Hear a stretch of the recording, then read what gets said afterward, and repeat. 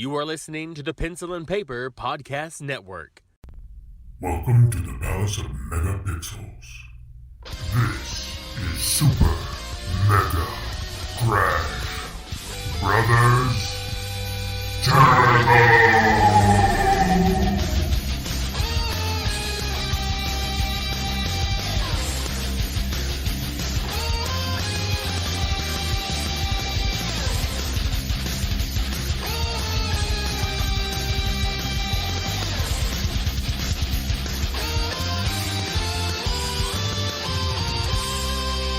Hello everyone and welcome to Super Mega Crash Brothers Turbo. I'm your host Stephen White. With me as always is my co-host Lacey Finley. Well, happy Monday. Hopefully y'all are off work. Yeah, for those chilling on the holiday, or at least over here in the States, it's a holiday, public holiday. That's true. Labor Day Barbecuing, for grilling, those. Or maybe you just do. don't care about doing that. Or like me, just stay in the same room you're in 7 other days of the week. Mm-hmm. Just enjoy the day off. Enjoy it. Oh, I'm gonna. Mm-hmm. It's going to be very nice to not have to do anything. Yeah. I don't really plan on doing. I actually did my grilling yesterday. Oh, or nice. the day before, Friday, whatever. Oh, okay. Whatever day it is. Whatever for day it people. happened on. Yeah. Anyway, no, I had this craving. You know, sometimes it just happens. And I said, you know what? I want a steak. And I'm normally not a steak person. Not that I don't like them, but I just don't have cravings I'm always for in the them. mood for a good steak. Yeah. But That's my go-to. but no, something just kind of washed over me. I was like, you know what I want? I want a good steak, some mashed potatoes, some green beans, and that's all I want. So Nice. we had, the sides. So I went out and got like 2 ribeye steaks, threw them on the grill for like 5 minutes, got a nice medium rare, nice and tender. So good. So good. Man, I wish I would have known. Yeah. I might have had to make a drive for that. It was really good. Good. So. Sounds delish. Oh, it was. Medium rare guy, eh? Well, I have to go a little medium. It's a texture thing for me. I need just a little bit more oomph to it than well, and I can understand squishing around. And trust me, I've not always been that way either. That was another thing too. Is growing up a kid, you hear you gotta cook it. You gotta cook it done. You gotta cook it done. And my dad is one of those well done types. And that's, I think it's a generation thing, maybe, because my mom was the same way. It could be, but It was always well done. But I was like, how do I want it? I was like, I don't want it rare. I said, medium or something to that effect. So it might have been somewhere in between medium rare. But 5 minutes here, 5 minutes there, boom, you're done. And it looked good. There you go. And it was tender. Beautiful. It was juicy. Hey, if you like it, that's all Tasty. that matters. You didn't kill yourself. No, I was fine. You didn't get it sick from the food, so you're good. It was all good. It's all good. So hey, I want to talk about something real quick because it's been on the news. It's been in the news. And it's not video game related, but I feel like it's important to talk about. I wish we had someone here that could speak more volume about it, I guess, in a way. But Okay. I feel like it's important, even though to some it might not seem important. So I want to bring up why it's important. Shang-Chi and the Legend of the Ten Rings, the newest Marvel film that came I out. saw some headlines. I did not dive in, so you'll actually be educating me on this. So here we go. Okay, so it's the newest movie from Marvel. Does continued stories and whatnot. I went and saw it Friday, which my first return to the theaters. Nice. And Hopefully it went well.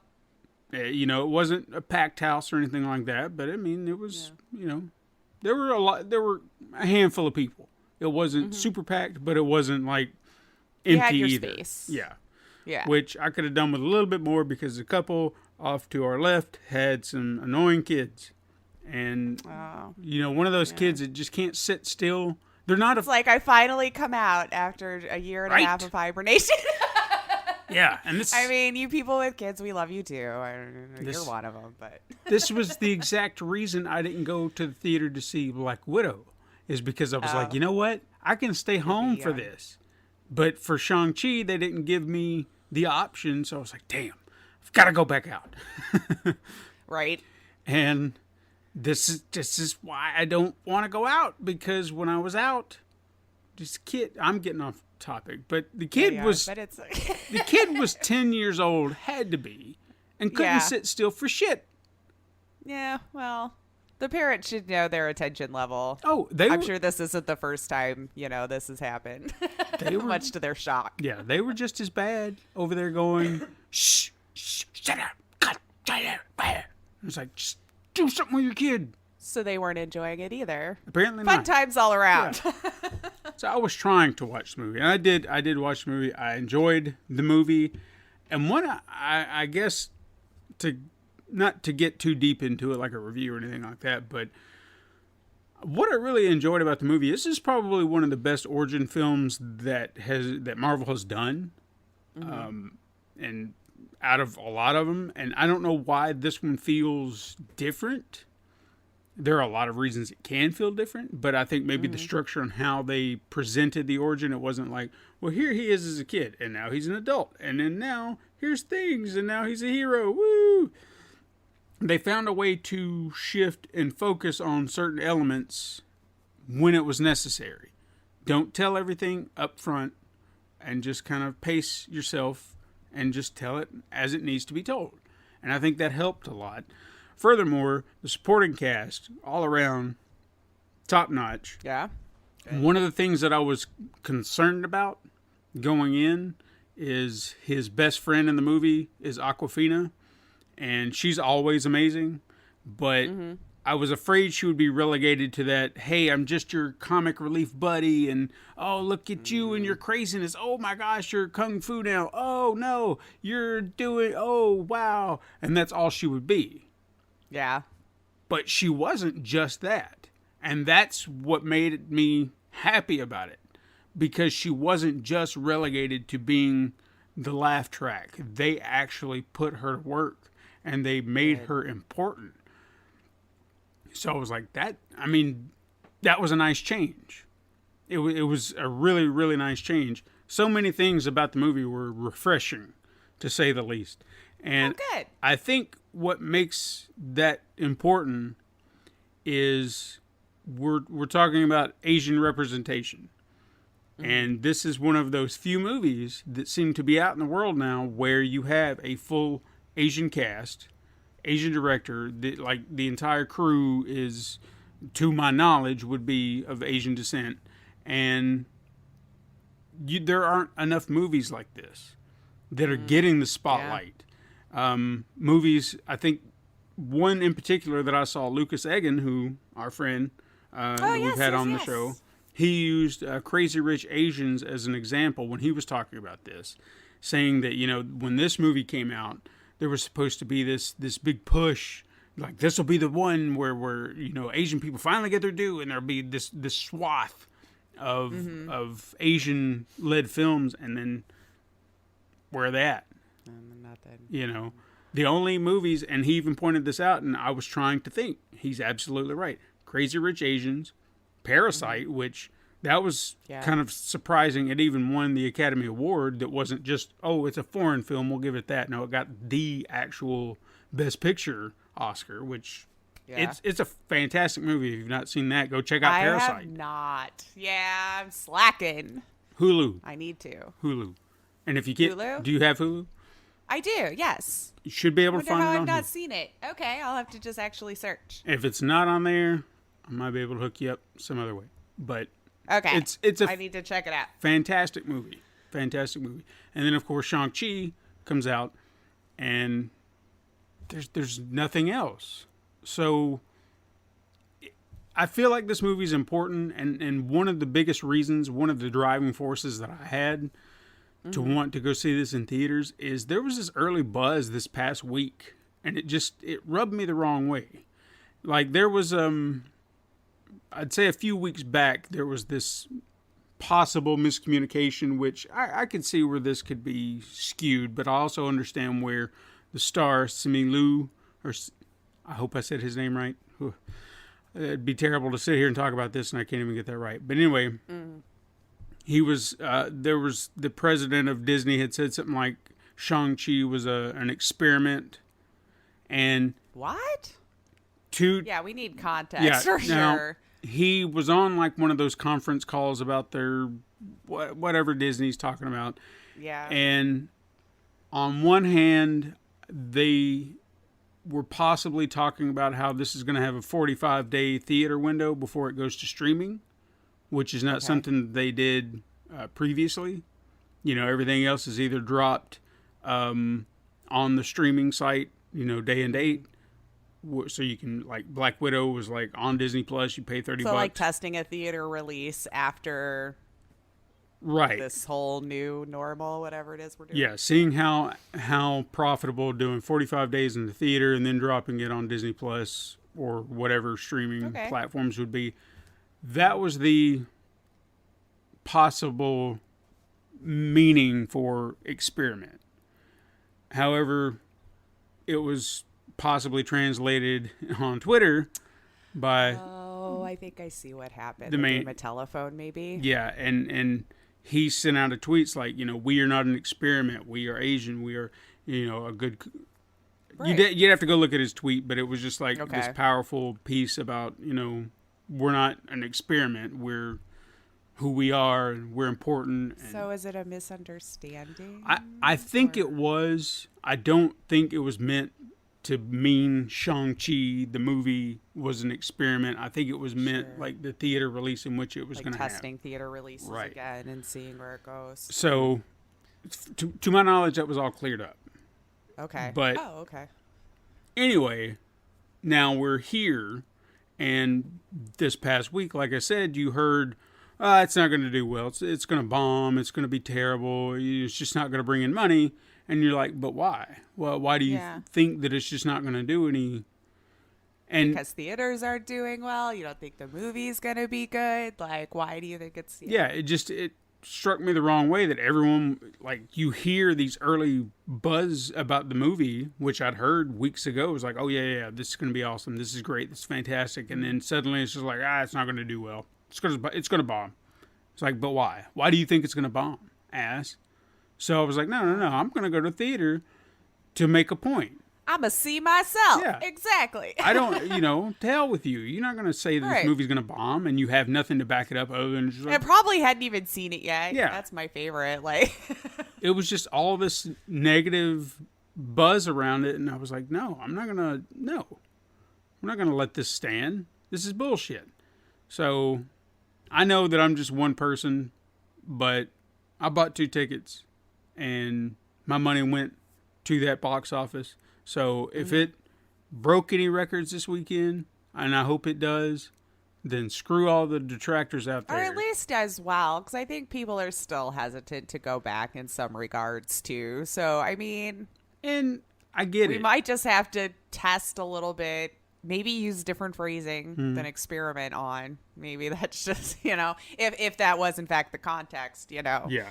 And it could just be seeing, like, are people willing to go back out? It profitable enough to make it worth it, I guess. Maybe. I get that people are hesitant. And if you have not gotten a vaccine, and I know y'all don't want to hear all this, right. But if you haven't gotten a vaccine, I can definitely understand not wanting to go. However, if I may, in support of the vaccine, if you've not gotten a vaccine, and you want to know how effective and efficient it is, my daughter, Piper, was testing positive. Right, yeah. Everybody else in the house, except for Calliope, obviously, our youngest, has gotten a vaccine. She had her first dose. Nobody in this house had symptoms. No one in this house has COVID now. We're perfectly fine. And it's not to say that the booster shot won't be needed in time, and I will be getting it. But guess what? Right. Nothing happened. We're perfectly fine. It doesn't mean COVID is a hoax. It means the vaccine works. Right. Yeah. That's and how I mean, look still, at it. as I'll always say, still talk to your doctor about what's best for you. Yeah. Don't just turn them off because they're talking about the vaccine. I don't think this is the one time they all gathered together to try to, No. make a mess of things. That was probably when, they were prescribing us opioids. But that's a different Hey, conversation. yeah, that's an entirely different conversations with those sons of bitches, and they're getting away with shit. Anyway, but no, go see Shang-Chi. Support it any way you can. And I tell you what, and I mean this with all sincerity, it's such a beautiful culture that what the one that they explore within the film. The movie. Like when they were sitting there saying his name, we're sitting here like big old country bumpkin Shang-Chi. Trying to say it in our inflection. Yeah. Yeah. And I try to say it as proper as I can, but then they're saying it, and it just sounds so much more perfect. Well, sure. Some of those sounds we just don't have. Yeah. And some languages just have different sounds than the other one does it. So when we're trying to make that sound, it's like we don't have anything to reference back to like go, what? Mm-hmm. Or like, since it's not phonetic, like, how do I spell that? Or something. So it's like, that's why I think it's complicated if you're never, ever, ever spoken. You're looking at it, it's like, this is like so different from what I know. I guess what I find fascinating most about it is, I don't know about you, but I kind of like watching movies with other cultures because it's not mine. Yes. So yes. If I get to see something that I don't know anything about, but is equally fascinating, I want to. And it's just like it's a lot of the times it just tells stories in a different way, so it's unique and exciting and fun. Yeah. When we're kind of used to the same sort of formulas to mix it up and watch something else. I don't know. I'm very drawn to a lot of those types. Like, I feel like the acting's quality, the stories are usually bonkers and told in such a way that's just, I don't know. I always say go explore it, man. Yeah. You don't know whether you'll like it or not. I mean, and if you don't know, well, it wasn't for you. Go watch something else. But try it. You never know. Like, I was asked at one point by a friend of mine, I don't know if you've ever watched The Boondocks. It's an animated series based on the comic strip. A little. Not consistently, but I have over the years. Yeah. I mean, that's a animated series that's really heavily influenced by black culture. I mean, obviously, because characters within. I was going to say, I feel like the creatives. Yeah. And a friend of mine who was black, is black still. It's not like he changed. He asked one time, he's like, why do you like this show? Why do you watch this show? And I was like, because it's interesting. It's not about just, oh, look, they're black. It's they're talking about culture that I'm unaware of, but they're also talking about very socially relevant topics that does affect me, regardless of race. And interesting to see how it affects people differently. Right. Yeah. And they're doing a great job at it. It's not one singular standpoint or something like that. They cover all sides. They're exploring every little avenue. And even when they poke fun at white people, I don't care. I don't give a shit. Make fun of me all day because I'm white. I don't care. It doesn't bother me. And I know some people just, fuck you, you racist. Some people don't understand not everything's about them. Yeah. Like, if you didn't relate to it, then it probably wasn't about you. And you can feel confident to move on with your life with your head held high. Like, you don't have to get involved in it. Right. It's ridiculous that people get so butthurt when... And I think that's where I get very defensive for comedians now. Because a lot of them can't do the jokes that they want to do. And I'm not saying there's a fine line between being funny and being hateful. Right. And those people who are making jokes that might seem at someone's expense, if you pay attention to it and it's a good joke, they're poking fun, but it's not meant to be malicious. I feel like we are losing that humor a little bit. You should be able to make fun of yourself a little bit too, because the reason why it's funny is it's relatable. Right. You know, and I mean, obviously there are exceptions to that when people are making jokes to be hateful, and that's a completely different situation. Yeah. If it's completely with malice, then yes, of course. I mean, if you're just saying something to be mean to a particular race or a particular gender, right. Like you know when you're trying to be offensive. I mean, you know when that was the intent. and you do. And with a lot of people, most of us can tell when it's a step too far or a perfect joke. You know, if I can laugh at it, I'm just like, oh man, that was, it might have been a sick burn, but that was good. Or if I'm like, it's like, look at the setup and delivery. It's like, crap. All right. I got to give that one. No. Yeah, you screwed the pooch on that one. But anyway, I want to talk about one other thing real quick, and then we'll get on with it. It's going to be a long show. Buckle in, guys. Yeah, sorry. Buckle in. But I had to bring this up. I mean, it's not like it's important or anything like that, but I got so excited. Excited. What's up? I finally got my hands on a copy of the Army of Darkness Director's Cut. What? Yes. All right. Oh my God. So that had to be so much freaking fun. I was so excited because I have heard that the cut has existed. I know I've seen like a television cut that added some new stuff, and I was like, there's got to be all this stuff out here. Shout Factory had a collector's edition, and one of the last times that I went looking for it, I think it was on Amazon. It was hard to find, so I went to their site directly and sold out. And I was like, damn it. What the hell, dude? And I was just so upset. So I just kind of kept my eye on it.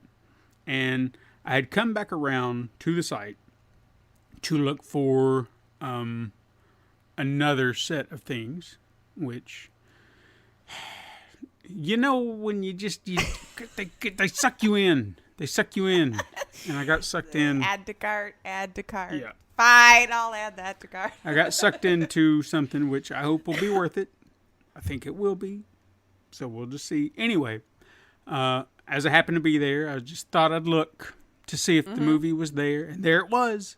And I wasted no time. And it was like, buy. I will add everything else later. And no time. The other thing was a pre-order. So it was all like one big lump thing. And they shipped it early. I was so surprised to find it in my mailbox the other day. And I was like, oh, wow. Yeah. Like, oh, shit, it came.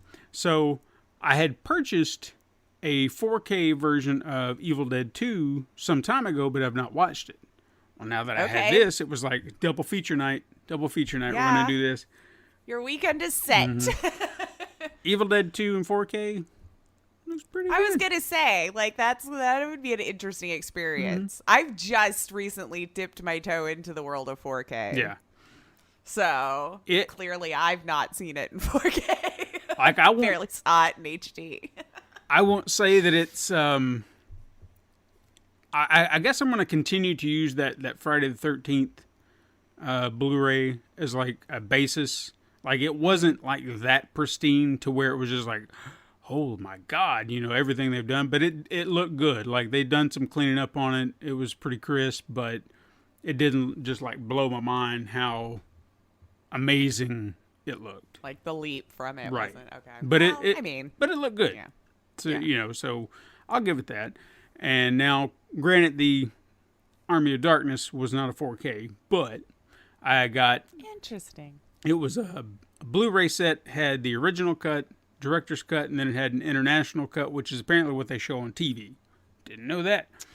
But... With the alternate ending? Well, I think the director's cut's the one that has the alternate ending. The international cut seems to be like a blend of both. Like, you're adding some new stuff in, but then you still have the original ending. So it's almost like the best of both worlds. All right. As they say. So I had fun with it because there were some scenes in there that I'd never seen before, or some new sequences. They even kind of rearranged a few little things here and there that was just like, oh, that's new. Oh, that's new. So that was kind of nice.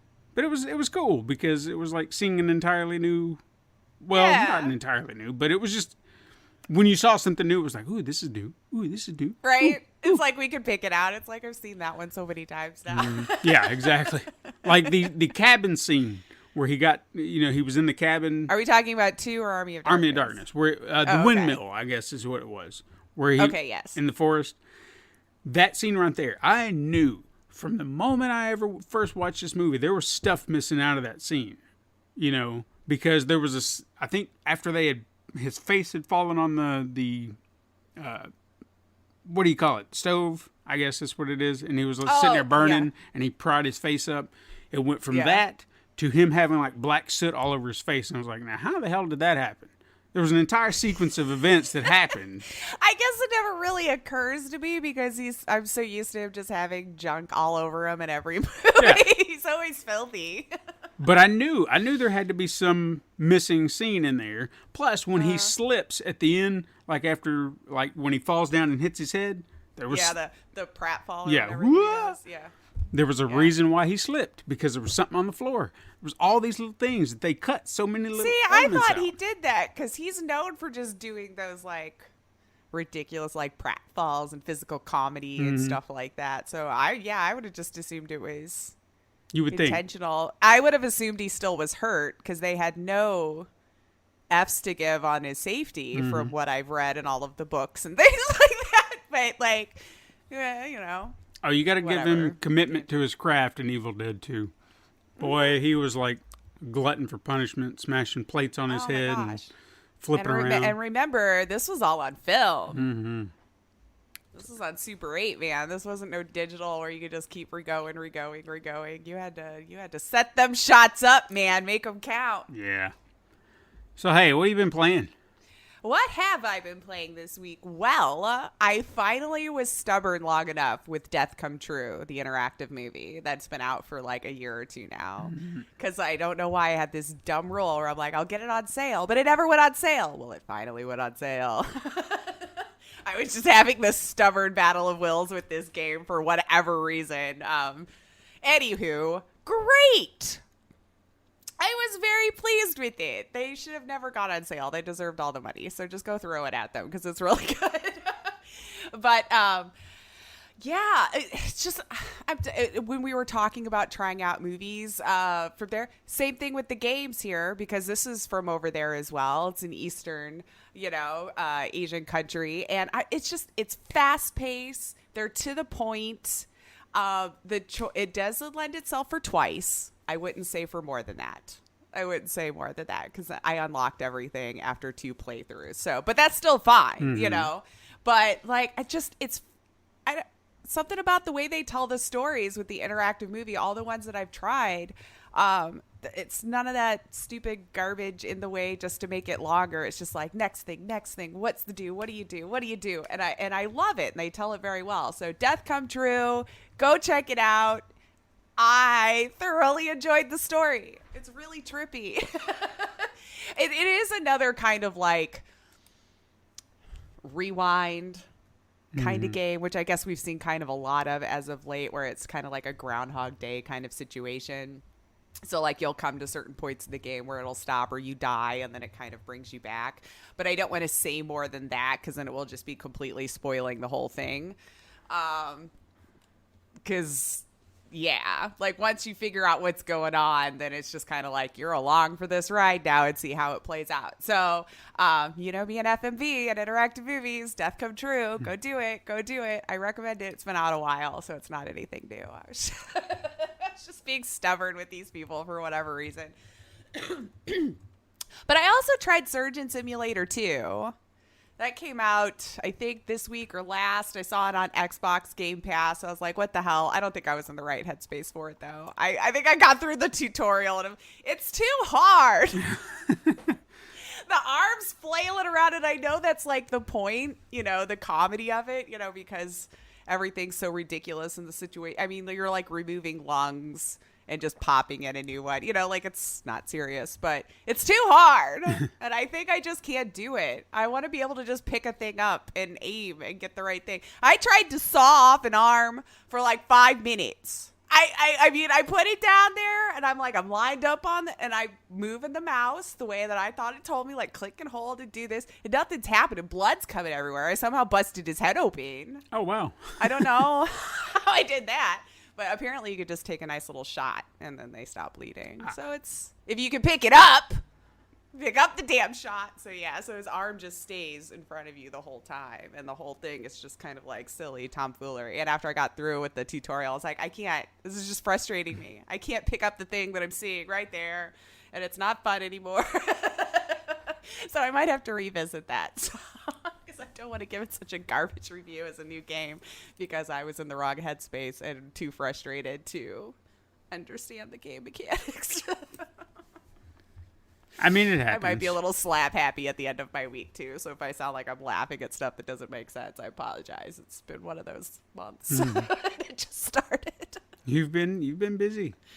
Oh dear God. But outside of that, I decided to just melt into some Sims because I wanted something I didn't have to think about. Sometimes that helps. Yeah, I accidentally killed her. I had to start over. Oh. I was just trying to fix my computer. I got electrocuted. It's like, damn it. But we just got to 4-star celebrity. So I've got to reload my game because I don't have kids in my game. I don't want them. So if I die, I just got to start all over. So I'm like, nope. I guess I just have to reload.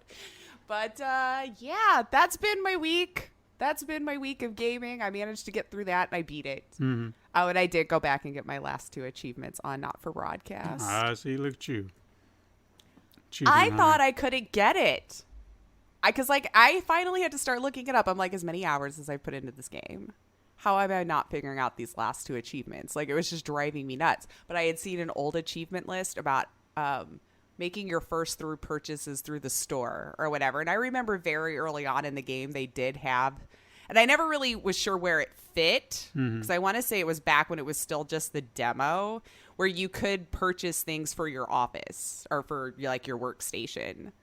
And I had seen on an achievement walkthrough list that there was 2 on there about like buying your first one or something like that. And I was like, oh crap, I bet with the update, because that store's not there anymore. Like, it's not even an option. I was like, I wonder, since I've had it so long, if that's what it was. So I gave up for like a month or 2. I just assumed, well, that's just life. You know, it's no longer in the game and I'll live, right? Well, then I finally found 2 after meticulously lining them up with what I had. And so then I went back and got it. It actually wasn't too bad. The one's a little complicated, though. Like, it's like very early on if you choose like one thing wrong. And I was really upset at that because I had gotten pretty far again before I realized that. I was like, I have to basically start all over. Because it was like in one of the reading dialogue scenes where you make choices. Yeah. And that was like first one you ever did. But it's fine. I really love the game, so it wasn't that much of a chore. But like after you've played it as much as I have, there are certain scenes now where I'm like, I wish I could skip this one. It's just not as fun. Fair enough. Because I know it. But anyway, that's it. So I'm now 100% achievement on Not For Broadcast until the next one comes out, of course. Nice. When they finish the story, which I'm sure they'll add some more. Mm-hmm. So for someone like me who usually doesn't give a crap, that's an accomplishment. That is. You're always saying, I don't care about all that. I don't usually. No, FMVs all make little exceptions here or there because it usually means I can see new videos or something. But outside of that, yeah, I'm not going to go through it all. But what have you been playing? Oh, I know one big thing you've been playing. Well, that's what we're just going to talk about later because that's all I've been playing. So. Oh, okay. Well, then fair enough. Yeah, we'll just go ahead and jump in the news because I've got a lot to say about that later. Yes, he does. Yes, he does. And we'll just leave you in suspense, siblings. If you don't already know, then shame on you. Yeah, because we've right talked there. about it a lot. Right there on the icon. Probably right there on the thumbnail. Yeah. We're probably standing around it doing something fun. Mm-hmm. Or I'm not. Or maybe. I don't know. We'll see. Who knows? We'll see. Even siblings, I learn the same time you do. Mm-hmm. I get to be just as surprised at the amazing art. Anywho. On to the news. We had a little bit going on this week. I want to say the biggest one that stood out to me, and I'm sure all of us have been reading about this new law in China, banning gamers under the age of 18 from playing on weekdays and limiting their play to just 3 hours most weekends, which is a significant uptick from what it already was existing since 2019. If you remember, we talked about that they had restricted it to only 90 minutes on weekdays and 3 hours on the weekends for kids under 18. Yeah. So, starting last week, minors will only be allowed an hour of playtime between 8 and 9 p.m. on Friday, and weekends and public holidays. So if there's a, holiday for them that they celebrate as a country, I guess you get another hour on that day too, the way it reads that you could play video games if you're under 18.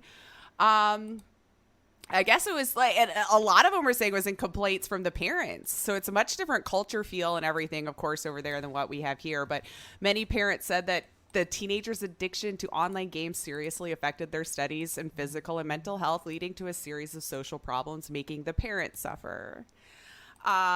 So it's just a crazy restrictive thing that like us over here probably just can't really even wrap our brain around. Yeah. That it's just so hard to comprehend, because a lot of this is, all of it really is going to have to fall on the gaming companies, because it's mostly like being able to track them online, right?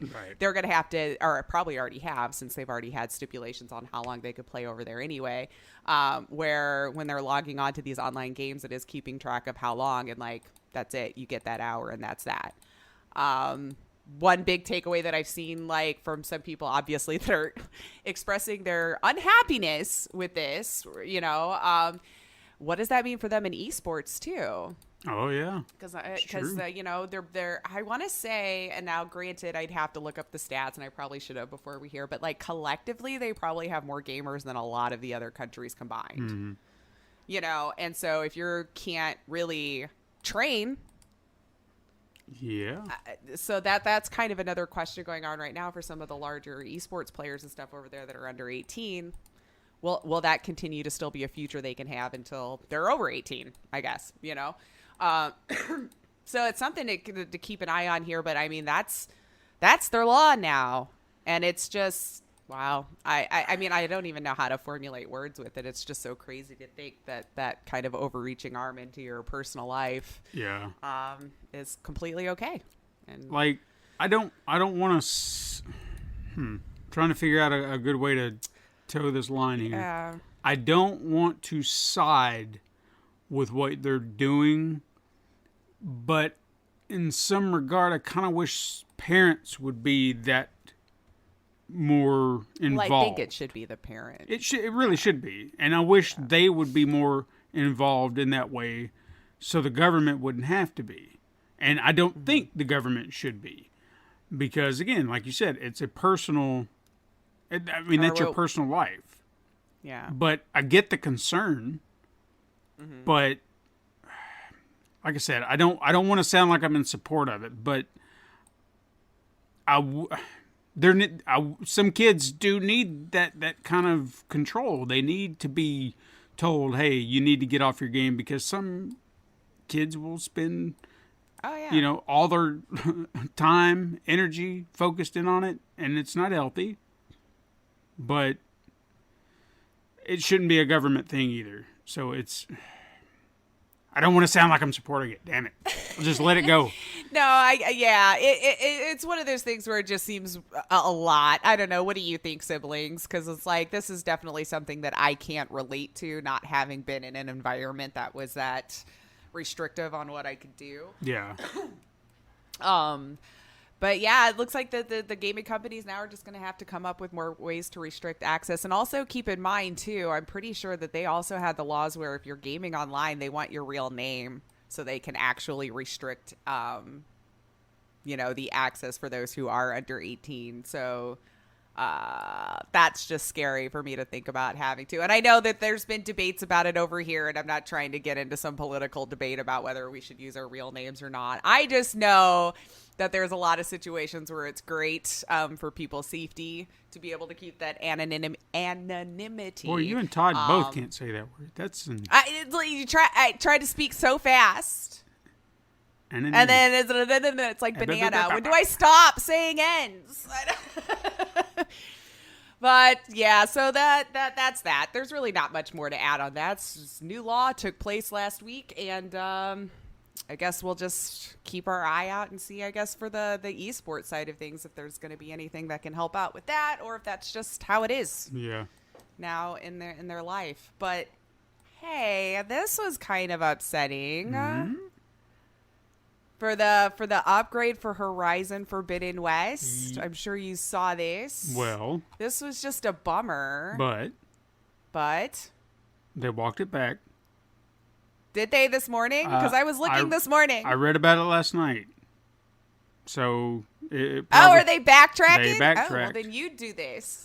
Because I was looking this morning and I didn't see it. You go ahead and tell me the story, and then I'll update it. Well, they were basically coming out and saying, you remember how we said you could have that upgrade path from the 4 to 5? Well, JK.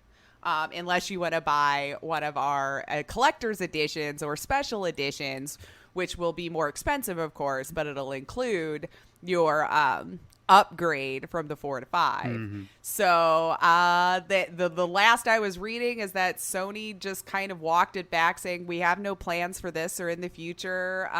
Sounded like it was something to do with when they were telling you they were going to make games for both consoles, obviously for a while, because who knows when everyone can actually upgrade when they want to.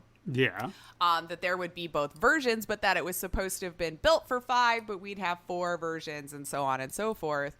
And then said, yeah, you'll have that path. But then now they were saying, no, unless you buy the big expensive collector's edition where you can get both included. Which is a low down thing to do. It's just as expensive as this is getting now. It's like gaming has always been an expensive hobby. Yeah.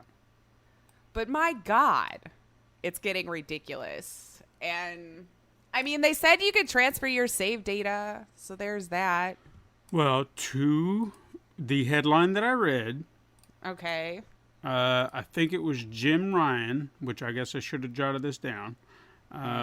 They walked it back and said you will not need to worry about purchasing the game twice. If you want to upgrade, it'll be free, like it should have been. So if you have one, I can't even keep up, man. As someone who's like looking into this stuff, I can't even keep up. Well, there you go. Yeah. I don't know. No. Let's just see what happens when it comes out. But if you get the upgrade, tell me. But it was a headline. I mean, we saw it, and yeah. I'm actually trying to pull it up. If fucking things will get up, I'm sorry.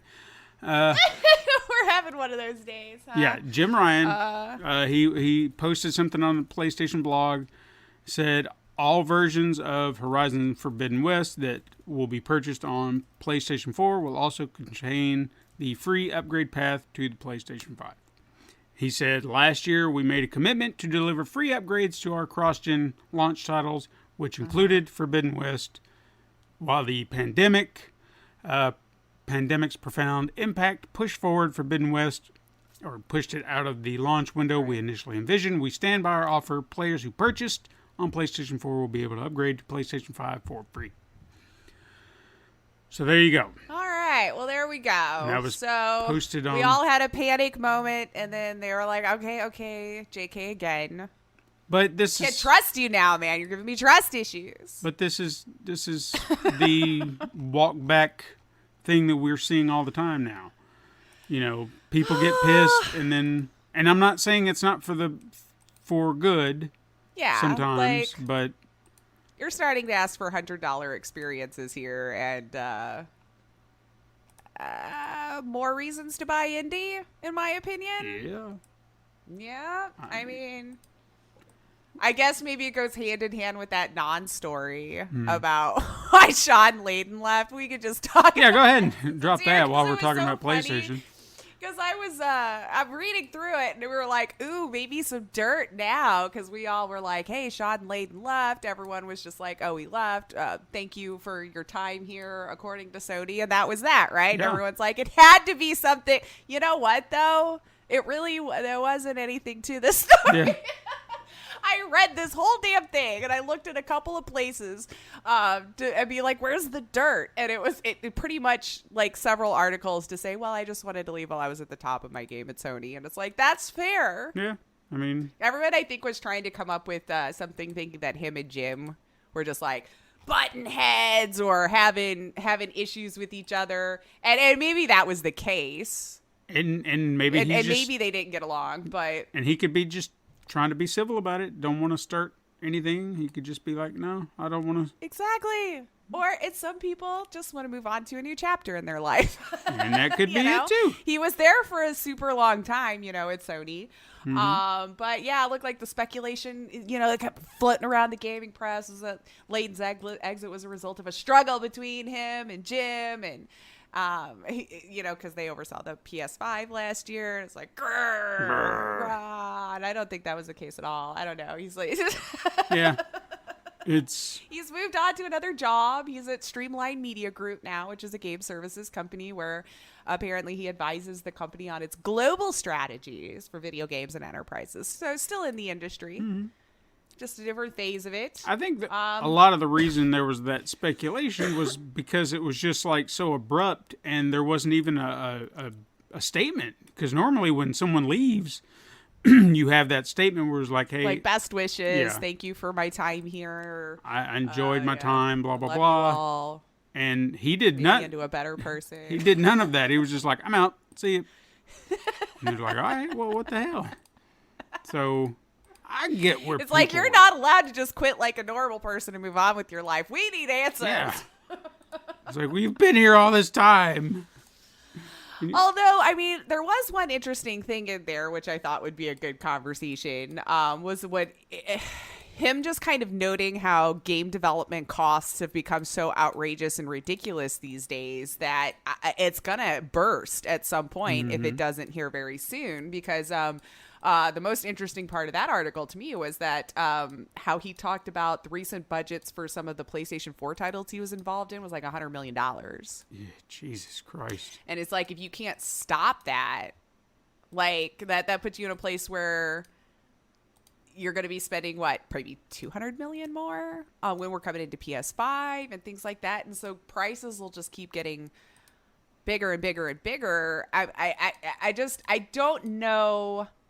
What do you think would be kind of the limit? Because we've all kind of said it's gotten too expensive. We keep buying it regardless. Like, I feel like we're hitting my limit anyway with AAA experiences. Yeah. Like, I was already struggling in my head to fork out $50 when it hit that mark. I was making big struggles because I was like, and granted, honestly, I guess with inflation, it might be about the same as it's always been. I mean, because paying even $130 for the Nintendo console when it was brand new could be about $200-$300 like we're paying for the Switch and stuff now. So it's just, there is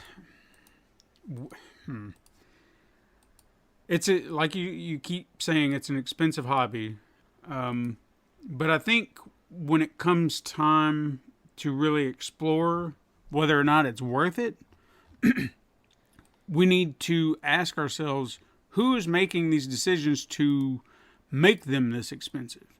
Do we need some of this stuff? Do we need these $100 million experience games which contain a lot of filler and fodder because they seem to... I think we're just paying for the paint a lot of the times. And I'm not discounting all of the hard work that developers put into creating writing these stories and all this kind of stuff. But it just feels like maybe we've gotten so intrigued that all of our games need to look this amazing, blown away, super sharp, crisp, clean, that... Have we hindered ourselves from getting equally as good experiences without having to pump all that money into it? 'Cause, like, I know back in the day where they barely put a face on a person, like, it didn't seem to bother me in the moment. No. I was having just as good a time. And I'm not saying they don't look great and it's not fun to see and all that kind of stuff, but I still don't feel like that's my necessity in a game. Yeah. I mean, I'll admit, because I've mentioned here several times that if I'm looking at an open world title, one of the main draws for me, not just to explore, but if you make the world gorgeous, I can stop and just look at it and appreciate it. But is it worth $100 to do so? You know what I mean? Yeah. That's... Because I don't know. We're just going to see. But I mean, we all kind of expected it to get more expensive when the next gen came. We kept seeing it flirting with that line going up and up and up anyway. And now with them trying to sell you the extra editions to get both, they tried, at least we could say that attempt was there. Yeah. And I could guarantee you people would have. Because they're only going to push out what they know people will buy. Yeah. And I honestly feel like they're already... We've been going down this road for a while already, where we have not just multiple editions, but then you have the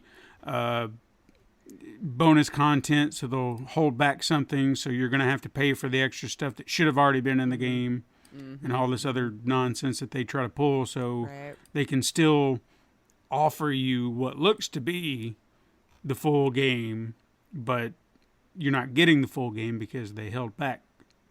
Right. Yeah, because if you think about it, like, well, I would say Mortal Kombat's a really great example of that, right? Yeah. Like, they have your base game price. Oh, but do you want extra players? Oh, or fighters, sorry. Yeah. So people know they're not players. I'm sorry. They're fighters. They're fighters. But yeah, or DLC or anything like that. So it's like they kind of sell you the game and then piece the rest of it out to you individually. And we've accepted it now as like a common practice. But I'll tell you what, I won't be falling for that shit again. Yeah, because I remember you going through that. No, because look, if I paid the money I paid up front, then I should have gotten the game at the exact same price everybody else is getting that shit too. Right. But no, everybody, like, if you waited all the way to the end to where it was the ultimate edition of Mortal Kombat, $60. I paid double, if not more. Yeah. To get the same thing. And it's like, why did I get screwed? And someone will say, but you helped support all that, and then that's why the rest of us, fuck you. I should get the same experience. You know? Yeah, no, I totally understand. I don't know. Well, let's ask the siblings if you dare. What do you think's finally going to be your burnout with AAA? Like, what is going to be that price tag that's a price too many? Because, like, I think we're already kind of there for me. Like, I have to be super insanely excited to buy AAA day one these days. Yeah, there's... And it's simply the price most of the time. Like, you're asking a lot for, and sure, I get some of them are 80, 100 hour experiences or whatever, completely justifiable when you've broken it down per hour spent enjoying a thing. Yeah. But my God, it's still a lot. That could be your phone bill, man. That could be your groceries that week. You know what I'm saying? Yeah. Like, that's a lot of money. And you're not guaranteed that it's going to be good. Or work. You know, or work. Or work. Think about Cyberpunk. All these people who were so excited about all that, and then it just... And I'm one of those idiots that, as I sit here talking about how I hesitate, I bought it day one. I did. Because you thought it would be good. And honestly, but again, I had a much different experience than other people too. That's true. I don't know. I think I'm a different sort. Like, it takes a lot to severely piss me off about a game I was presented, but all of the points were valid. Yeah. The points are valid. It's just I don't let it take up more space in my head. Right. But anywho, that's about that anyway, or at least the only part out of the Shawn Layden thing that I found interesting was I was like, you know what? Getting to the point of $200 million releases, yeah, I don't know. Well, people will keep buying it, so it'll just keep going the way it is until... Why do you think we still have scalpers? Mm-hmm. Anyway. The only other real big story that I saw kind of in the gaming space this week was some big shakeups over at the Twitch headquarters with some streamers. I feel like now we kind of have to talk about it because, like, all right, I never watched these streamers, but I completely am unaware. I am aware of the audience they drew in and respect the work that they've put in the space. Right. Okay. I just never really watched like Fortnite or first person shooter streamers or whatever. So it's the only reason, you know, but Dr. Lupo and Tim the Tatman moved over to YouTube streaming exclusively now for their stream gaming content. However, these contracts work these days anymore. I'm not really sure. It seems like everyone kind of gets their own kind of thing. Both were very transparent with their moves, citing reasons within the contracts, just giving them more time to be with their family or pursue other heights in the entertainment if that's what they want to pursue, or just be with family and friends. Lupo went so far as to say he's now set for life. So I guess the contract was probably pretty darn good. Both of their departures also just so happened to coincide with a day off Twitch, which was like kind of the bigger news this whole week. So I think, honestly, this might be one of the ways you start to get kind of Twitch to pay attention. I'm curious, though, if there was a counter offer made and if they just couldn't beat it.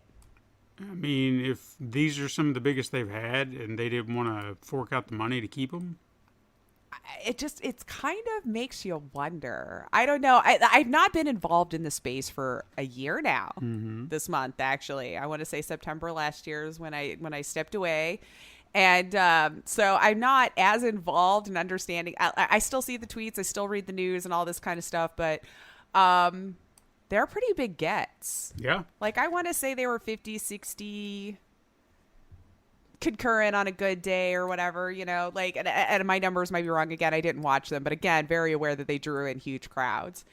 Family friendly, to my understanding. I know Lupo does so much charity work. It's ridiculous, the millions of dollars he's raised for charity.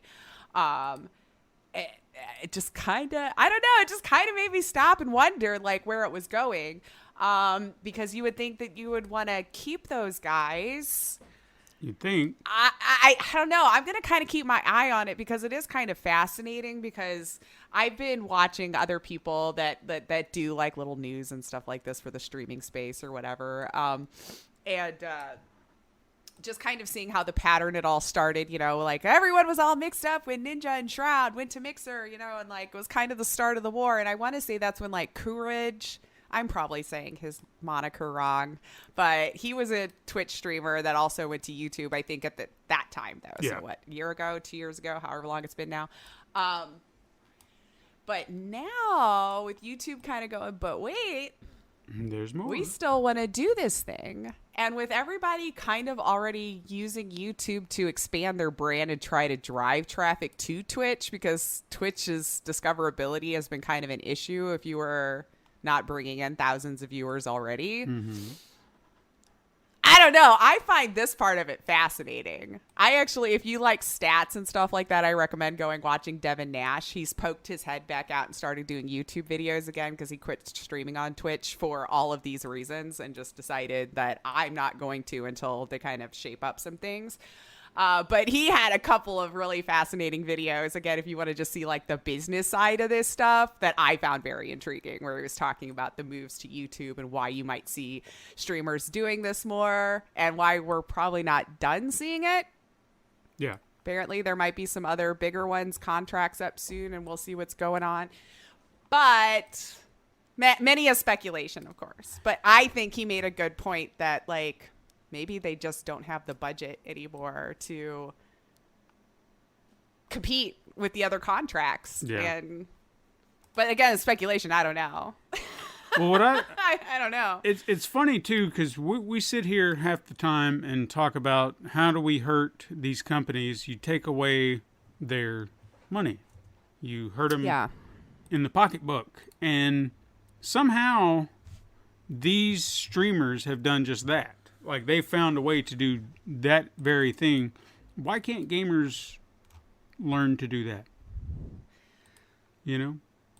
Oh, like with going to a different platform or something? Or just, I mean, because, you know. I see. Like why would we protest the same way? Yeah. I don't know. I've often wondered that too. We like to complain about the prices and scalpers, but they exist and stuff because we keep doing it. Like, who's doing it? Yeah, I don't know. It just seems like, and again, this would be speculation. I'm sure they probably went to Twitch and was like, hey, this is what I'm getting offered. And it had a lot to do with hours, it seems like, too. So it seems like every individual who's partnered in whatever level you finally get to, contracts might be a little bit more catered toward you. It's not like some blanket partner contract, to my understanding, that goes out to everyone who's partnered.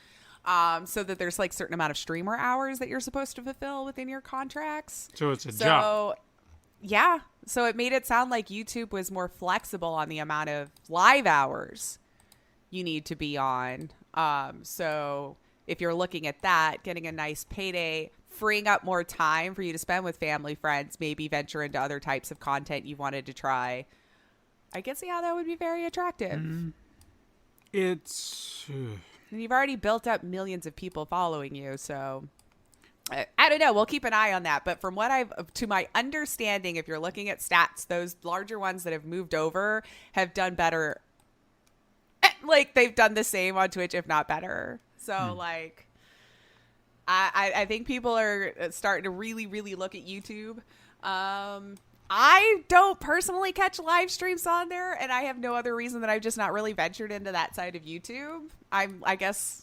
an old lady. I know it for videos, and I go look for videos. Yeah, and I don't think about going to the live stream side of it for no other reason than it's just not in my head. And look, don't misunderstand these moves. YouTube and Google, they're still kind of garbage companies as well. So sure, just because they're making great deals doesn't mean they've gotten better. They're still garbage. We'll see. If they're taking better care of their content creators and everything, that's at least one step in their direction. But I did start to hint on this too, which with it coinciding with that day off Twitch, which I guess this one, I was more interested. I wanted to see what the stats would have been like. But since those two kind of left at the same time, it might make...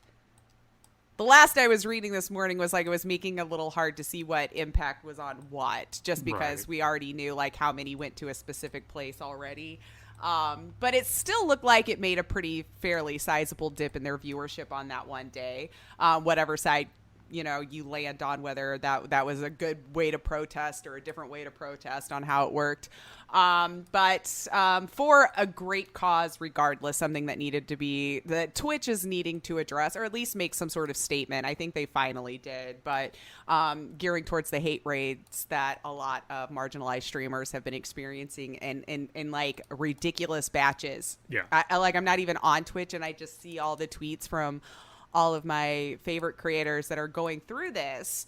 And it's I don't know why, if you're a human out there that spends your day doing these hate raids or figuring out how to create all of these accounts and follow and do all this, like, my God, get a hobby. Because, like, this cannot be what you feel like is fulfilling in your day, is to sit down here and harass and go after just humans in general. I just stop it if you're that human.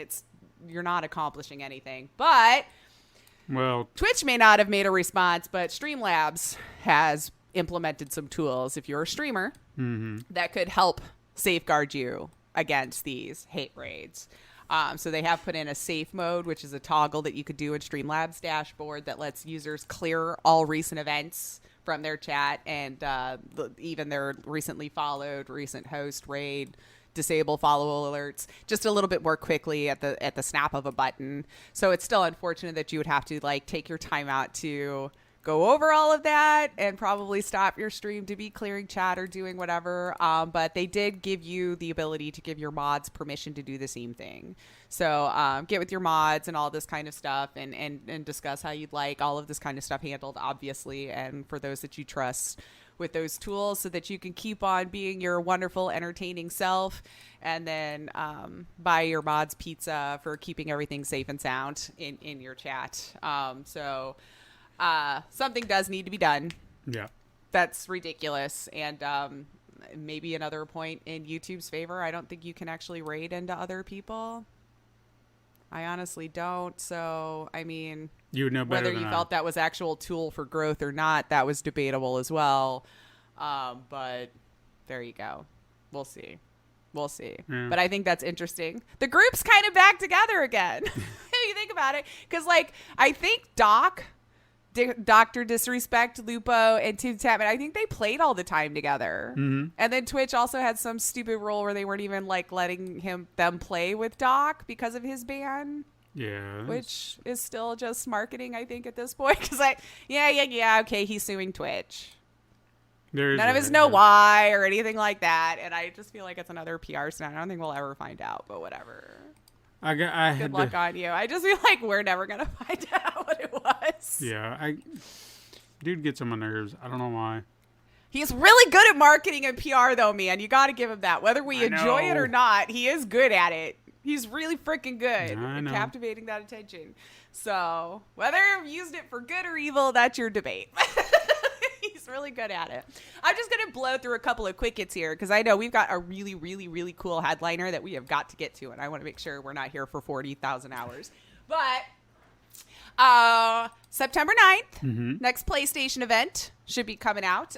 Might be just an update video. We don't know, but it is titled Showcase. So maybe we can see if there's anything fun of note that will be coming out there. Maybe Shawn Layden's coming back, and we we can talk about it then. But they did say in a blog post to thank you for being patient and look forward to showing us what they've been working on, which I think is just a general statement, but I'm trying to make news out of it. So anyway, yeah, we'll see. I really don't know what they have to show outside of maybe God of War, because I know that's something on everybody's radar. More Elden Ring screenshots? Oh, yeah. I don't know. Yeah. I don't know. But we'll check it out, or I'll flip through it and see what's going on, because odds are I'll probably be working when it's on, because everything's during the day. Let's see. Dead Space got a little bit of a reveal. If you all are out there that are excited for this remake, reimagining, whatever we're calling it. I'm not really sure I understand anymore what it is. Yeah. But if it excites you, go check it out. They did bring the OG voice actor back. Now, I know he didn't talk a lot, but I think in 2, he had a couple of one-off throwaway lines or something, so they brought him back to keep you all in the nice, comfy feels of what you know. From 2 and 3, it says right here. I wrote it down because I wasn't sure. I played the first one and noped out. It was too much for Lace. Well, I never played them at all, so, you've got me beat. It was too scary. Too scary. No.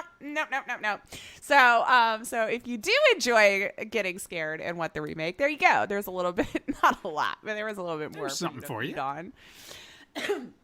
I'm excited for this one. Lost Judgment. That spin-off from Judgment or whatever, the Yakuza-esque game. Anyway, release date September 21st. All right. I really liked the first one and all of its tomfoolery. You did tell me about it, and I needed to check it out. So fun. So I'm like, it's a long one. Yeah. You're in for a long time. I know I didn't 100% that one. It started to get ridiculous. After about 50 hours, I'm like, I'm gonna finish the story now. I think I'm having. I won't be sad about that. But yeah, September 21st. If you haven't played the first one, go check it out. It was so much fun. I do need to play it. It's so much fun. Alan Wake rumors. Yep. I don't know. So apparently it might just be a remake, according to some rumors I was reading this morning. The rumors I think that were floating around was that there was going to be a sequel to Alan Wake coming out, being in the works, whatever rumor mill we were trying to float up about this, because the Remedy Entertainment's been working on stuff in the Alan Wake universe, right? So Wario64, who's someone that I follow on Twitter because he does a lot of last minute gaming deals and stuff. Yeah. So maybe my secret there. It's not a secret. People know him. But anyway, he put out one saying that he noticed on Rakuten Taiwan, which is a retailer, on their website, a little leak with a release date of October 5th. And it said it would arrive on PS4, 5, and Xbox. Okay. Which I didn't see PC. Are we doing this again, Remedy? I'm story time. I really badly wanted to play Alan Wake when it first came out. I used to be very much in love with Matthew Prada. I still am, but I was a little bit more obsessed, okay? So I knew he was in this game or as the voice of this game. I'd been following it through its turbulent times of trying to get developed and out the door. And then they took away the PC and went to Xbox only. So then I couldn't play it for God knows how long until it finally went back to PC. Don't do this again, Remedy. All of us. I want it across the board. And don't do it an Epic exclusive. It'll probably be an Epic exclusive.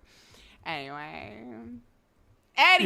in the same tweet, though, by Wario came a response from Daniel Abed, who's a senior analyst at Nico Partners, who said, will be announced next week. So I guess this week, we shall know if it's a remake or a sequel or a whatever. I feel like, I don't know, remake would be kind of weird. I feel like it plays fine. But what do I know anymore? Well, I mean, in today's way of doing Today's games, standards, I you guess. may need to the just mechanics. reset it and start from scratch. But it took so long to make. That's what I find funny. That one, well, y'all can go back and read on that one if you want, because that was a turbulent time from what I could understand. Getting that game made, like, ended up taking like 6 or 7 years or something. I don't know.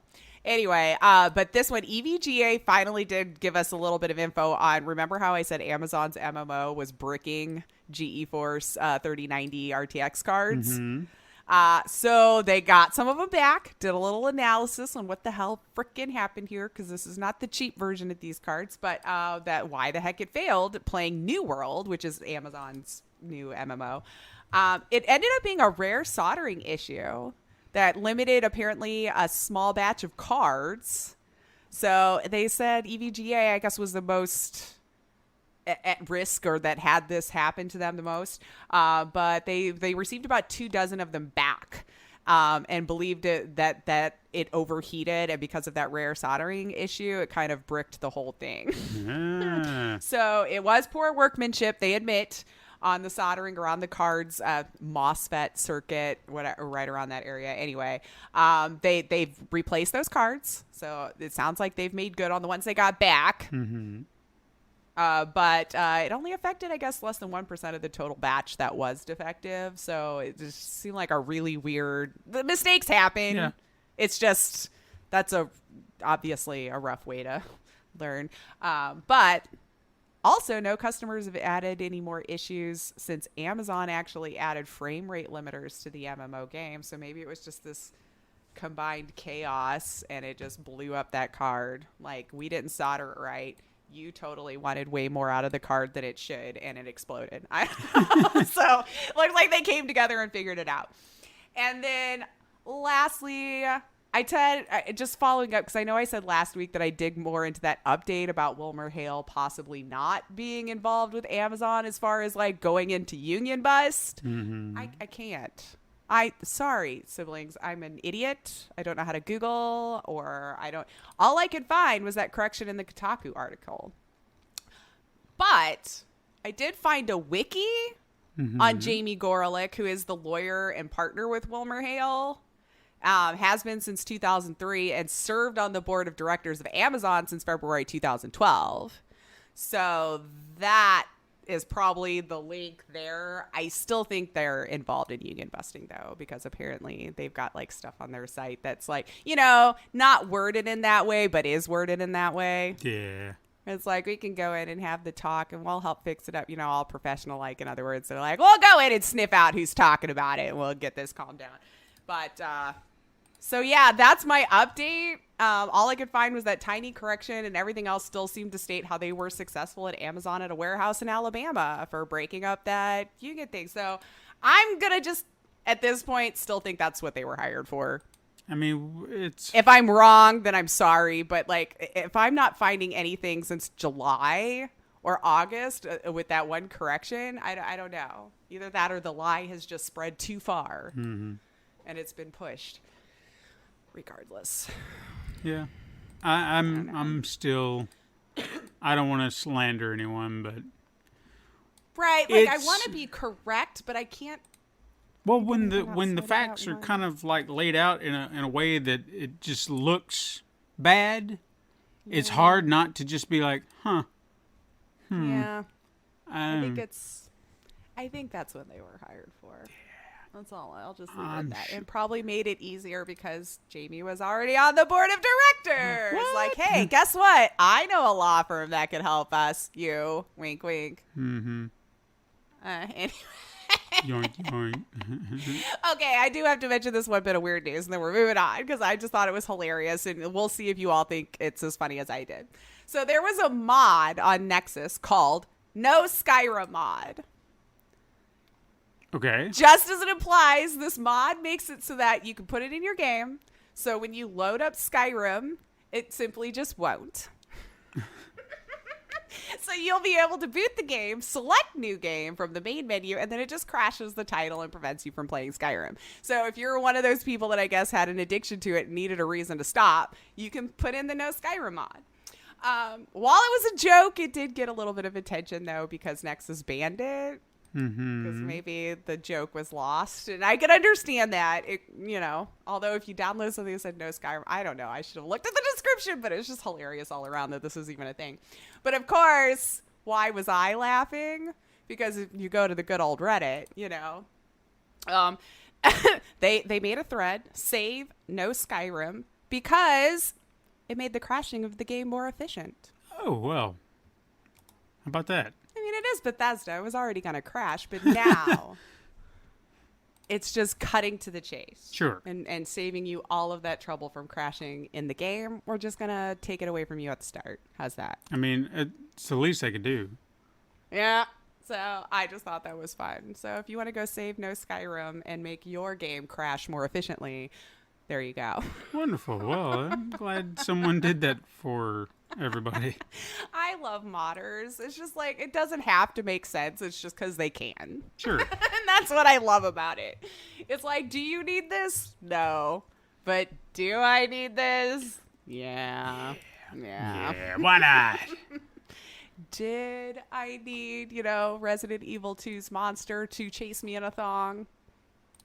Yeah, kind of. I did. Yeah. I mean, what's the harm in that? Why not? It's just fun. Anywho, that's the only things that caught my eye that I felt compelled to chat about this week. Unless you had something I missed. No, I think everything that I saw, you saw. I don't think there was a special news story that you didn't cover. I think we're good. Cool. Well, then I think we're going to learn about a fun new game. Oh, boy, are we. Story time? Yep, because we're talking about a series that's near and dear to my heart for whatever reason. We're talking about No More Heroes, baby. That's what we're talking about.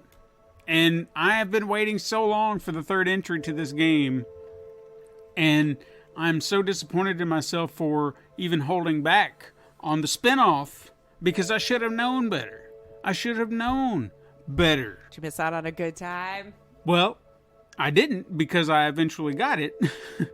But the fact that I waited so long, like why did I even doubt that Suda would have let me down?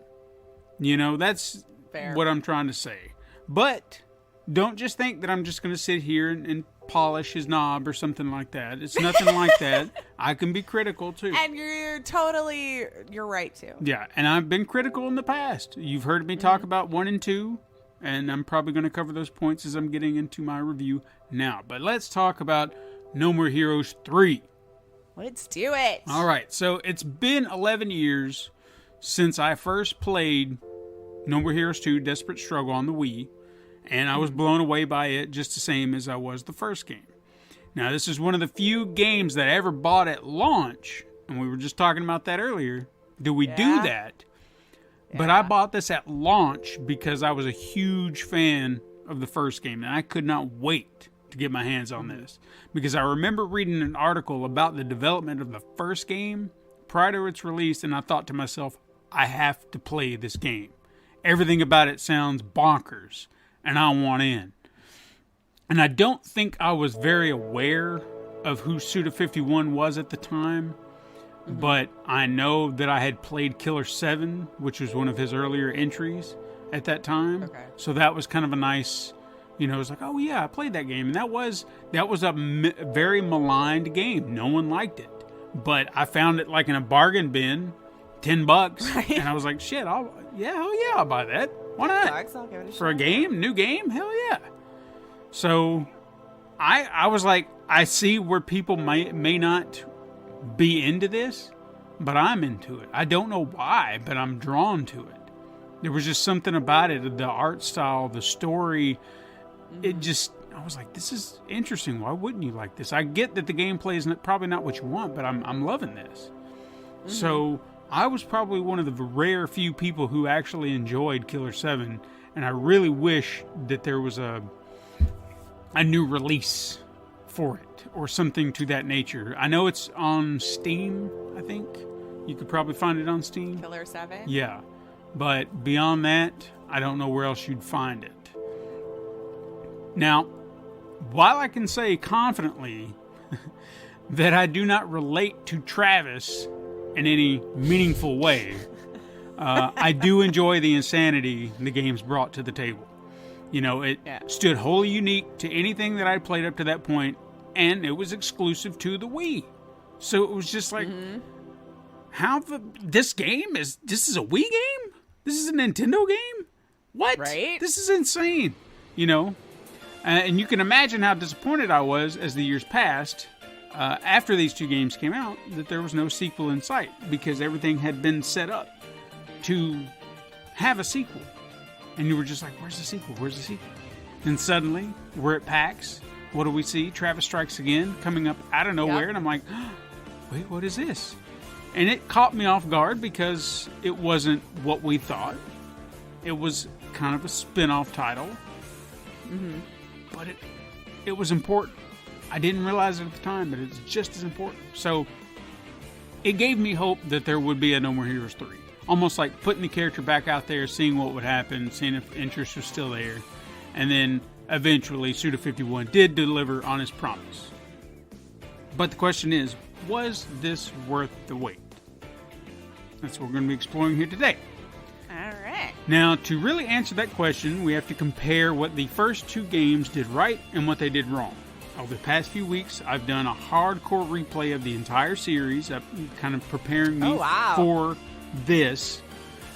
In that time, I've not only rekindled my love for the series, but I've also discovered certain elements that I may have been forgiving about upon my initial release, and now I'm just like, oh, God, this could be so much better. This could be so much better, and I'm almost convinced he does certain things on purpose, but we'll get into that. Okay? Okay. Yeah. Now, No More Heroes, the combat was solid, and you're presented with a fairly decent challenge. You have training sessions at the gym. They were simplistic. They were just button mashers. You get side jobs that were fun for what they were, where you're mowing a lawn, collecting scorpions, whatever. It was just... Coconuts. It's simple, basic, fun. Nothing too outlandish, but just, some way to earn a little extra cash. Now, where I would always find myself leaning to earn the extra cash were the Assassination Missions, because I like the action. Not to say that the side jobs weren't a nice distraction here and there, but if you can get one of the later Assassination Missions, there was like one, you got 3 minutes, and they just like, there's going to be a non-stop swath of enemies coming at you, have at it. And then I would usually have about 100 killed before the time ran out, and it would usually net me maybe like 15 or 150,000. That's what it was. 150,000 in coins. So I was just like, I'm taking that, Sure. Why not? Yeah. But in that game, you would earn the money. That is what you use to kind of progress. You have to pay a fee, which always kind of felt like a frustration. But anyway. I mean, it's like class. Yeah. Right? But you could also use that to purchase new outfits, create your own style.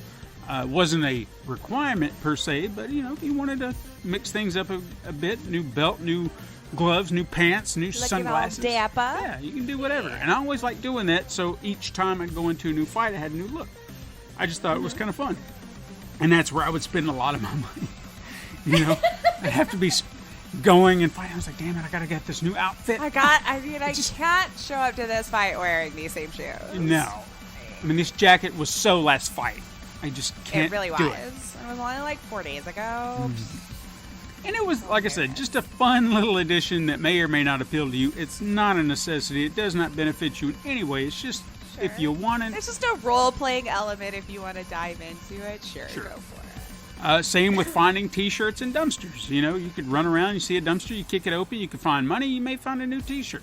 It's not a necessity, but it required you to explore, sand, and destroy. And in that game, it really wasn't my favorite thing. It was novel at the time, but there was no substance to the city. Mm-hmm. So it almost felt like a chore. And it wasn't until a little later on in the game that you get an upgrade to where you can actually hightail it, like run super fast. that it didn't feel as much of a chore, but it still did, because you're hunting down things, and luckily a lot of that stuff that you may be collecting, like there are these little, they gave them a silly name, but they're essentially Dragon Balls. I don't care what anyone says, that's what it is. You collect these and you can get a couple of extra special moves from a guy. And luckily, they're marked on your map. You can spot them, you can see them, and you can go right to them. I appreciate that, because I don't want to be spinning like, I don't know where anything's at. That's annoying to me. But anyway, that along with endless recaps of the same information. So you go into a new job, or you go into a new thing, and it's like, hey, this thing that you did just a second ago, we're going to recap it again. It's like, please stop. Yeah. Please stop. Give me the option to skip. Yes. The show. So that kind of drove me crazy, replaying the game. I was like, Jesus Christ, just get on with it. Get on with it. And I don't remember being that frustrated with it when I first played it, but I am now. Well, tech these days have made us feel everything needs to be instantaneous. We didn't have that thing in our head as a kid because everything took forever. We just knew it was gonna. And I'm going to touch on that again later. So point for later. Yeah. Hang on to that. Now, in No More Heroes 2, they fixed some problems that I had with the first game, but repeated a few others that I did, and even created a few new ones. So the streamlined travel system was a welcome addition. So you no longer needed to drive around Sand and Destroy. You just picked your location, you go, boom, done. I appreciate it. However, for whatever reason that they decided it was necessary to walk to the counter from the door, even though in the last game, as soon as you hit the door, you're right there at the desk. I don't need to walk to. I don't know why games do that. Yeah, I don't need to do that. If it's going to be for 2 seconds to open a door to the next cutscene, just go to just on with it. Because it's all you're doing. You're going straight to the desk. You are adding all this immersion. You're adding all this extra stuff for no reason. You could just, I choose it. I'm at the desk. We're talking. I can get my business done, and we go. I don't know why they did that, and it was one of those like, why are you doing this to me? Why? You're streamlining one of the more important aspects. I've walked all over. I could make it this far. Just move. Yeah, just please. It's fine. It seems especially unnecessary with it not being present in the first game. So it's like you took away this thing. It's like, nah, but now we're going to make you walk to the desk. Because you're not walking the city. Least you could do is walk there. All side jobs and training missions in this particular game have been transformed into those 8-bit mini games, which we talked about before. I love them. I think this is the more appropriate way to do it. I don't know why, because it's still doing side jobs, but you found a new way to mix it up and make it even more fun. And even playing them now, I always found myself still drawn to the same ones. Like I love the bug zapping or bug killer, bug out. Then there was lay the pipe. Oh yeah. And then man the meat. I mean, those are my favorite ones. They may not have been the most profitable ones, but they were just the ones I was having more fun with. They were fun. Yeah. So I absolutely love that. One thing I hated was the strength training minigame in this game. This is what, if you've never played a very difficult, hard NES game, this is very reminiscent of that, where it does things and you're sitting there and you're throwing and you're like, I can't do it. I did that. Testing every limit you have to the point that you just want to break the controls. Like, God, I don't know what I'm doing. Because I think I've mentioned it before, but it was just, I'm going to bring it up now. The trainer throws barbells at you, or dumbbells. He goes top, he goes low, and then you have to dodge, you have to punch, and all this other stuff. By the time you get to the later missions, it's like 1, 2, 3, 1, 2, 3, 1, 2, 3, 1, 2, 3, dodge, dodge, dodge, dodge, dodge, and you're just like, I'm hitting buttons, and it's just too much, and you can only get hit so many times, and you're just trying your best, and you have to have skills, like, unlike... Would a spoon help? No! It's just... Damn it. That was my only suggestion. I know I did this, when I first played it. Like, somewhere in that younger body of mine, I was able to pull it off. I know I did. Nimble fingers. Yeah. But now, I got to maybe like the third to last, and I was like, fuck this. I can't do this. I was like, I'll just... not fun anymore. If I'm having trouble with the enemy, I'll just deal with it, but I just cannot do this. Oh God, then that makes me really scared for if I ever attempt that. If you give up. Yeah, it was just like I don't have the patience for the frustration of that level anymore. I was just like, screw it. I don't care. I don't really care. I'll deal with it. I'll make the most of it somehow. And I did just fine without that extra strength, so I was still able to kick ass. Now, as we were mentioning in the last game, money was kind of important because it helped you progress and you had to pay to move along. In part 2, money is even more optional. You no longer need to pay a fee to proceed in the rankings. If you want to move on, you just move on. And they're just like, hey, the next fight's ready. Okay, I'm going.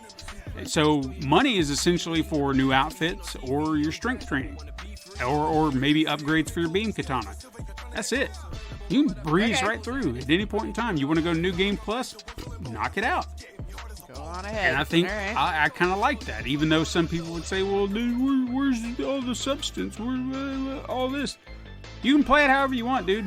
Whatever you want to do. Pretend. Yeah, pretend. But I would also recommend that you upgrade your beam katanas, because this was also a nice returning feature to this.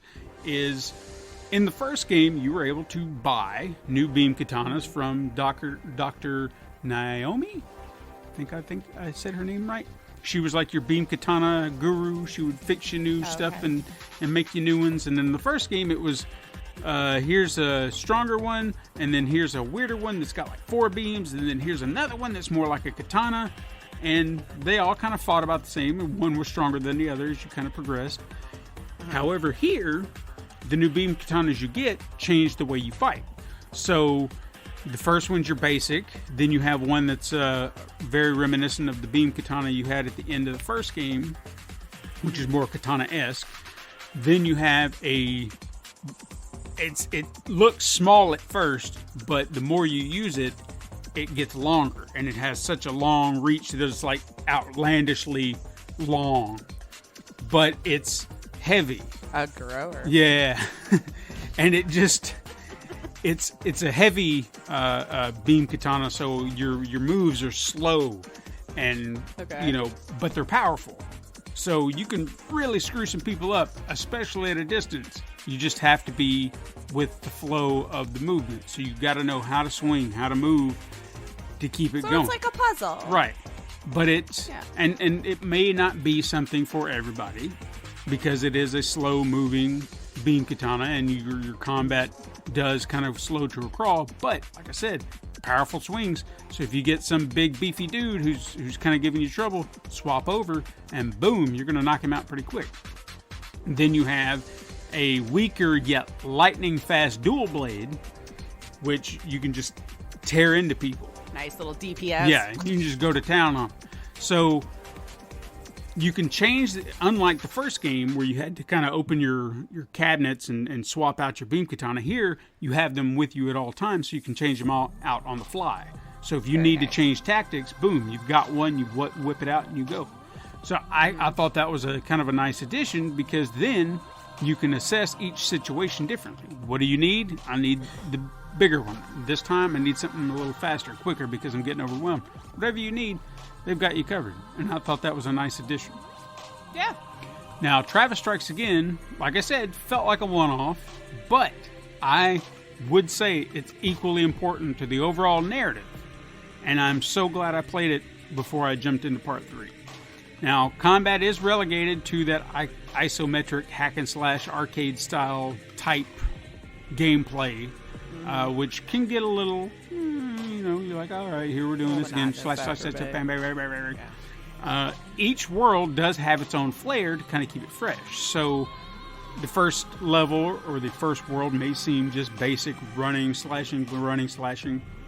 The next one, you're you're investigating a murder in a mansion. The next one, you're actually having to look down in a very Pac-Man-esque landscape in a neighborhood and find your way to the next area. They found ways to kind of keep it unique, so you're not just you are doing that, but in a different way. There was even one level that was platforming, so you had to really work on that too. You had to have your platforming skills in check, and that was frustrating but fun at the same time.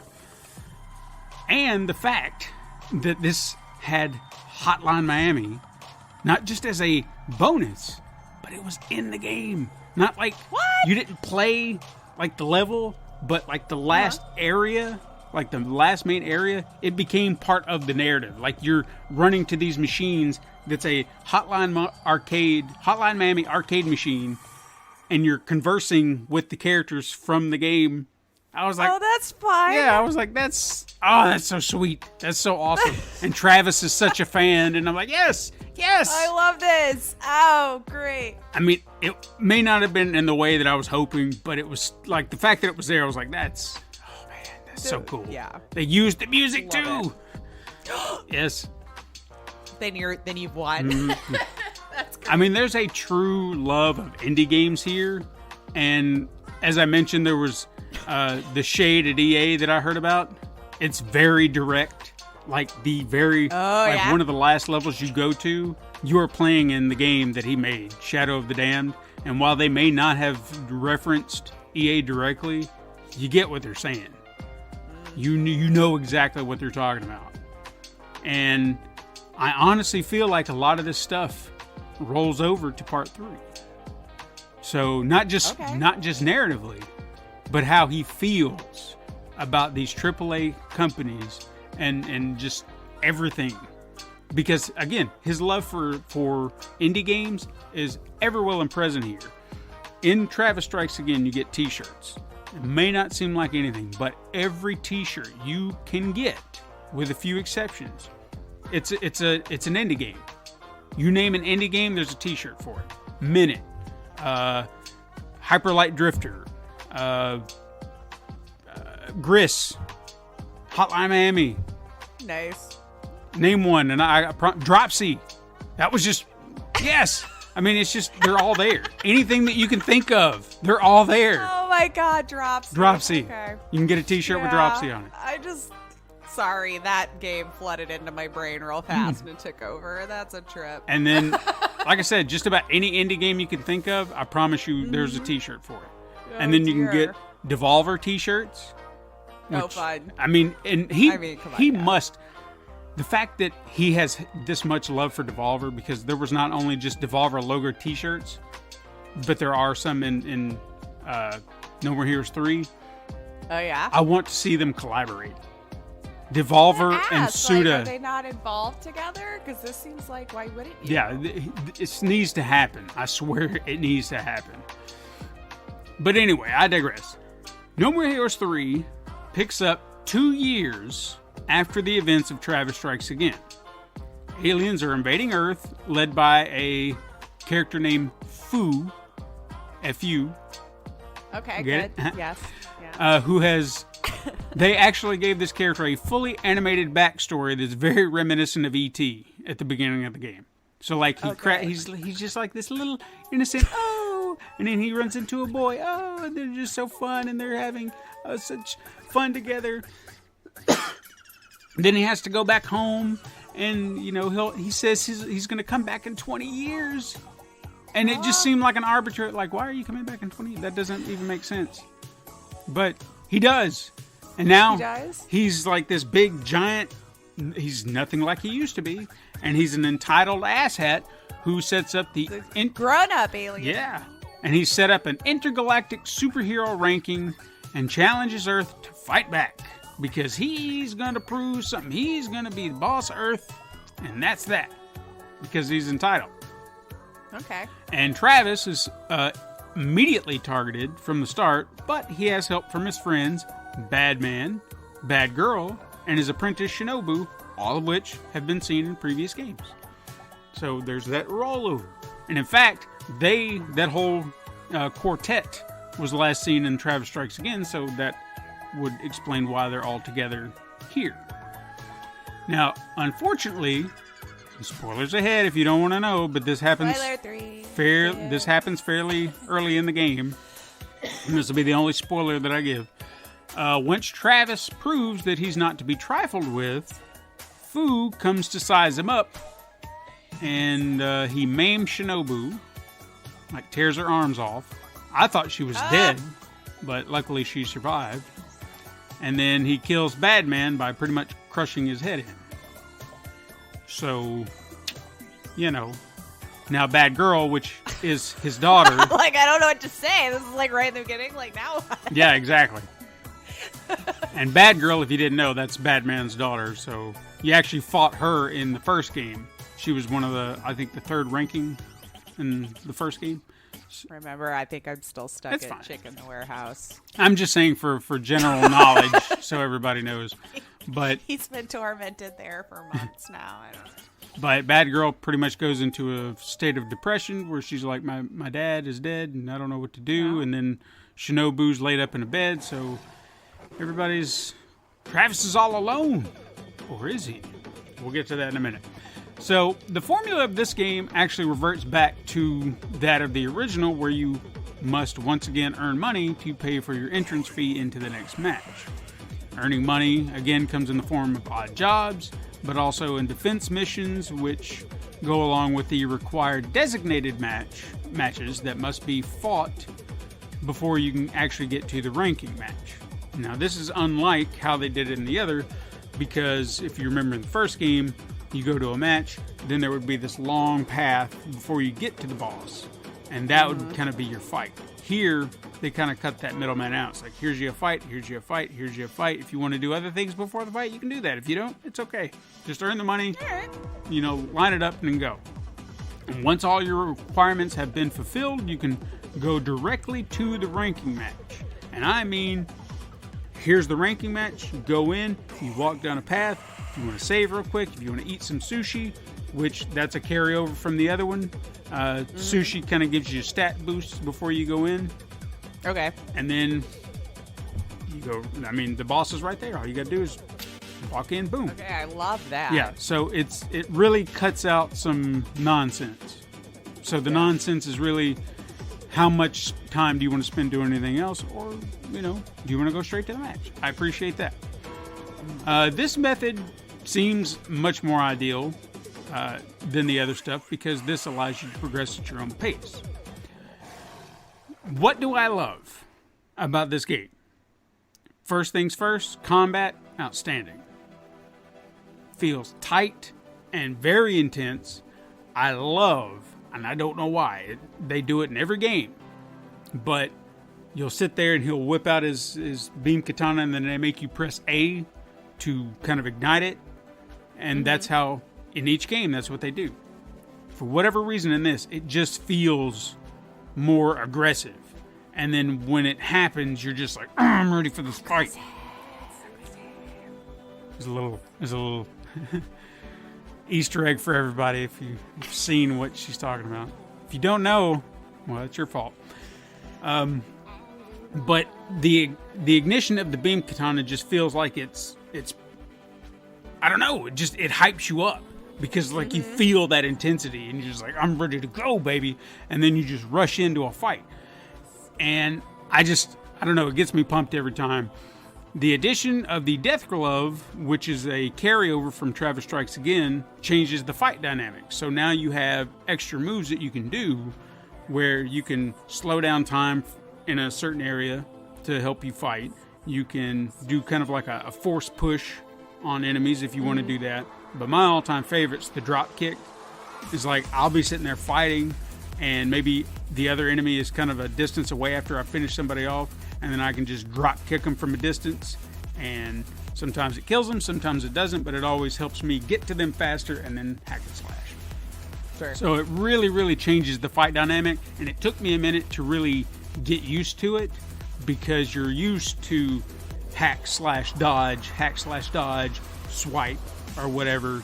But a decent improvement over the ones they've done before. Yes, it really just helps. I mean, everything is just so intense, and just even the enemies themselves, they're not, your normal goons from the last games. These are alien creatures, and each alien has a different fight style. So one could be a giant robot and it's sitting there shooting beams at you. The other one could be someone who's a great swordsman, just like you. There are these ones who will actually keep you on your toes, and you'll have about 3 at a time. And they'll block everything you've got, will jump up in the air, doing like all these super height ninja moves.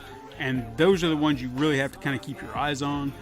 But if you can keep your dodge game good, to where you can always keep it moving, you can mess them up pretty quick. So you've just got to be on your toes. Always dodge, always roll. Keep it moving, keep it moving. I'd forget to attack, and I would just keep constantly dodging. This is taking forever. Now, additionally, there are new moves that come to the returning slash reel, which is, the little lottery machine thing that'll sometimes show up, and then it'll give you a boost. Sometimes it could be something like you get extra Utopia coins, which are your currency in this game. There's another thing called your WESN, which is a currency that helps you boost your stats, but we'll get to that in a minute. But some of the moves that come with this, you get continuous throws, so you'll see your hands are on fire, so that means you can just go up to people and just start chucking them or body slamming them, doing all your wrestling moves, and that can really change the tide. Because another thing that they do in this game, you can remember you got to charge your beam katana. Sure. Well, with this, if you can do a body slam on someone, it'll automatically recharge your beam katana. So always remember to go for the grab. That'll help you in a pinch. So you don't have to take time out to because have a break. The battery in this one can be a little frustrating at times because it feels like it runs out, and even if you boost it, all you're doing is extending the meter. So it's a challenge that you have to kind of adapt to. Just try to make sure you're keeping an eye on your beam katana charge.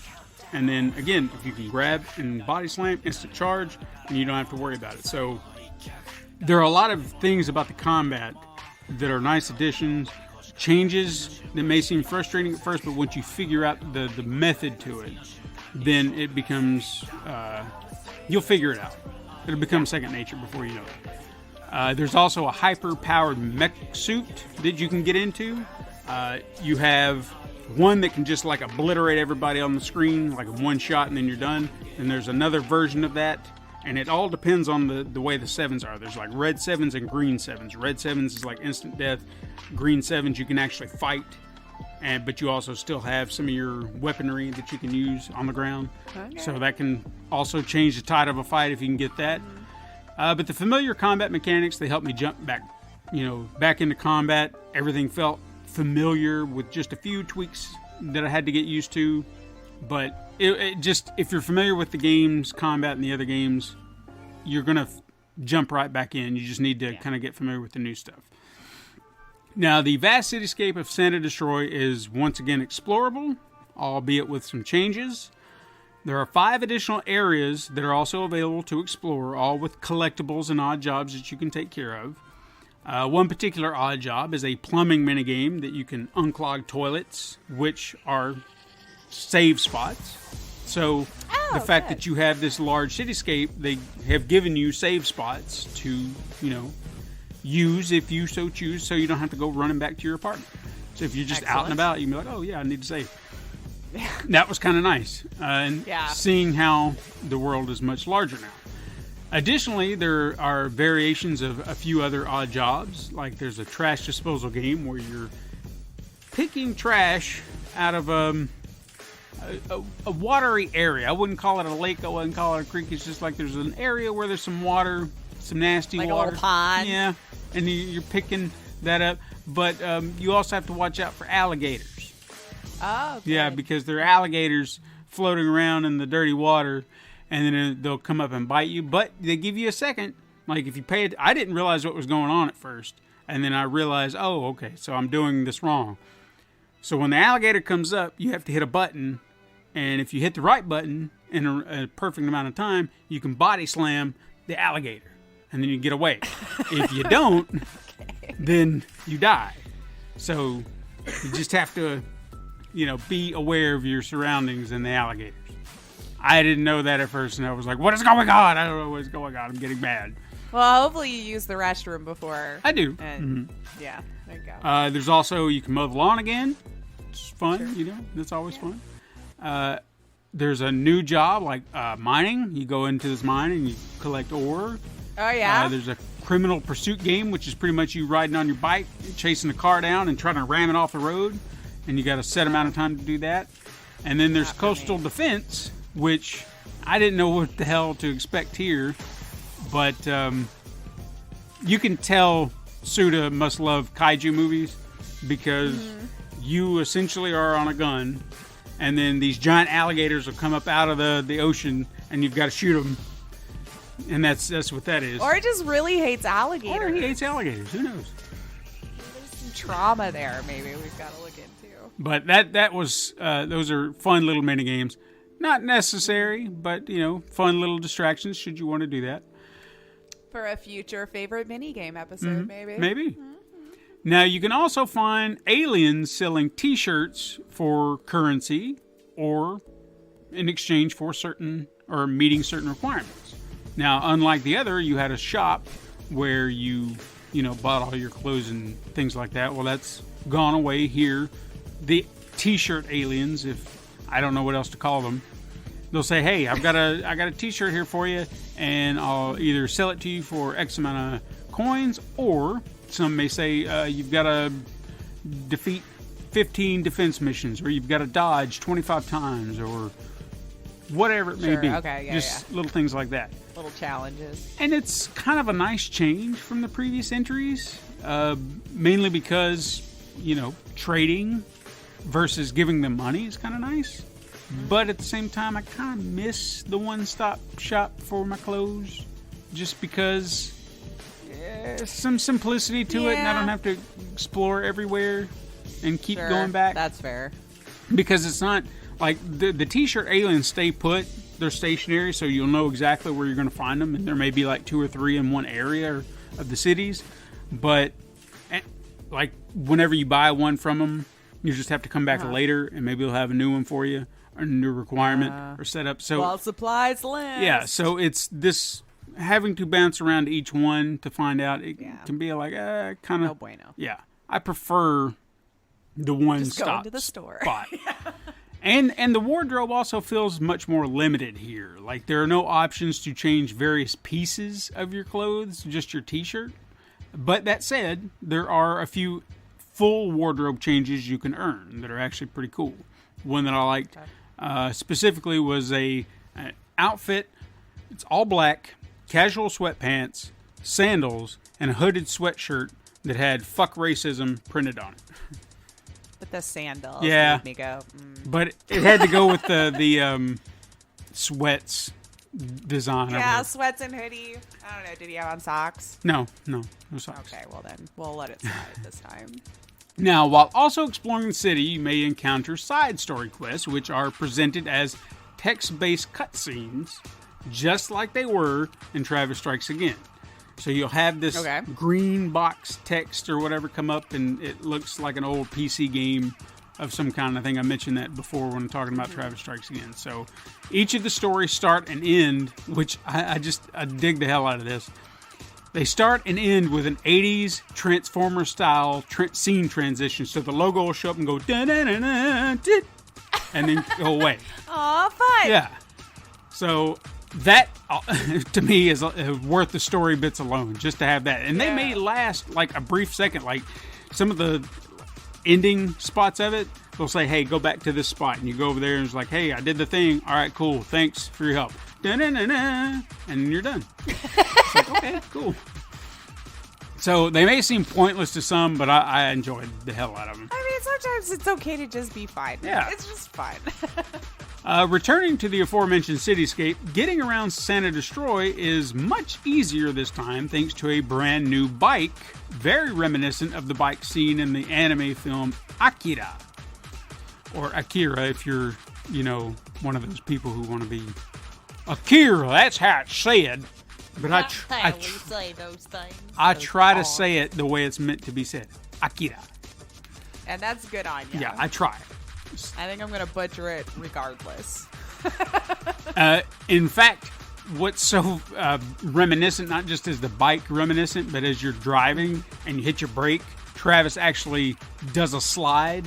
And if you look up Akira and you see an iconic shot, it's going to be of one of the characters on their bike, sides straddled in this certain pose, and that's what he's doing. And I'm like, that's awesome. But the bike controls are so solid and so much more fluid that it doesn't feel like a chore driving the bike around. Like, it moves with you. It's so smooth. And I really appreciate that. In fact, if you crash, it's kind of your fault this time. It's not the bike. Right. You can even run from the outset, which is something you really couldn't do in the first game. But it's not as fast as the first game. Like, there was a super fast run you had in the first game. In this, it's more of a faster trot, but it doesn't run out either. So you can run as long as you want. But if you're having to explore an area, you kind of want to run a little bit faster. You know what I'm saying? That's all I'm saying. Yeah. That's how I feel about it. But there really isn't a lot to explore in these areas, just like in the first game. It's very empty compared to many other open world style games just like it. And while that may seem disappointing, the more I sat on it, I honestly feel like it was done on purpose. I genuinely think, and I could be wrong, I have nothing to back this up, but I genuinely think Suda is pointing out how pointless and barren these 100+ hour open world games can be. I genuinely think this is what this is about. Not to mention certain other commentary made about other games. For example, the last boss I fought, I can't even speak. The last boss I fought did a slow walk to get to me. And as it's doing this, you hear Travis and Jean. Jean talks, by the way, your cat. Oh.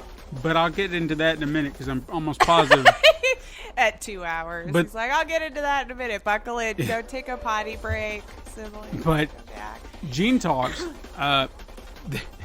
This boss is walking towards you, and as it's walking towards you, they start commenting. How long is this going to take? Why is this taking so long? My God, this is taking forever. And then finally the boss shows up and is like, sorry, I just got here. And it's like, yeah, we saw you. It took you 5 minutes to get here. And he's like, kids today don't want to wait for this. It's like, we don't need this in this game. And then they have this little banter back and forth about it. And it's just like, see, he knows what he's doing. So I'm honestly feeling like all the complaints people have, I genuinely feel like certain aspects. He's sitting back laughing. Exactly. I honestly feel like these are very conscious choices, despite how you feel about them. Graphically, the game looks great depending on what you're doing.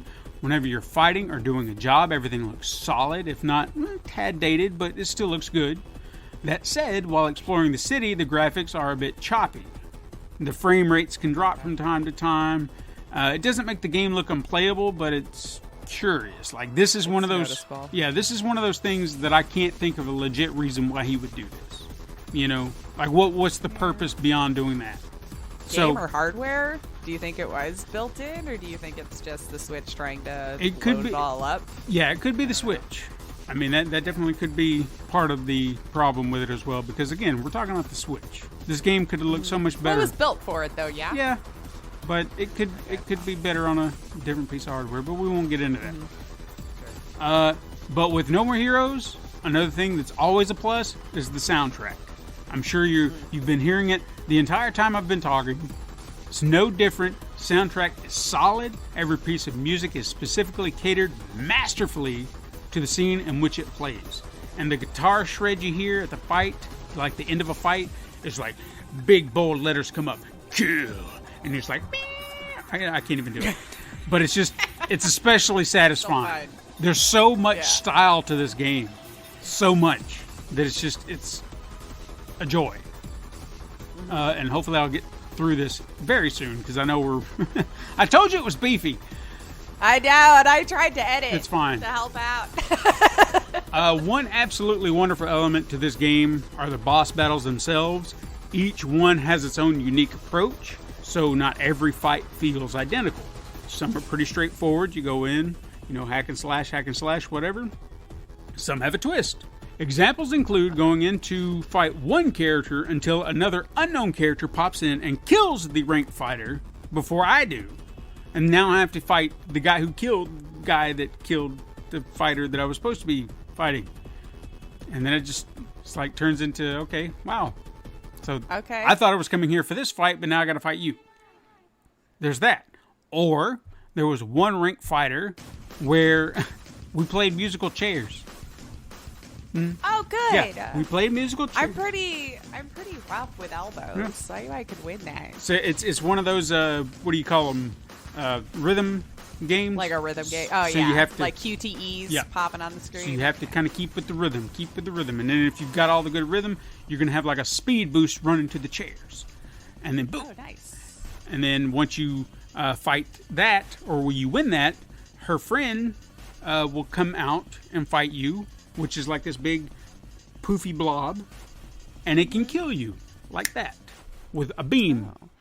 And I thought I was going to do really good because I was dodging, I was moving, I was dodging, I was moving, and I was in the rhythm. I made one wrong move, and then poof, I was gone. I was like, shit.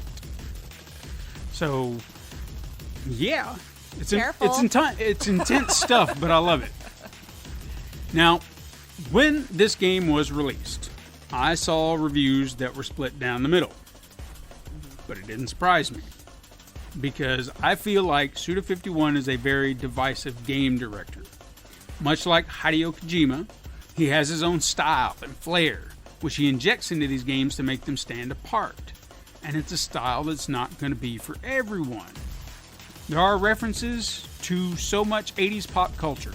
E.T., The Terminator, Rocky 3. That shit had me rolling. Oh my God.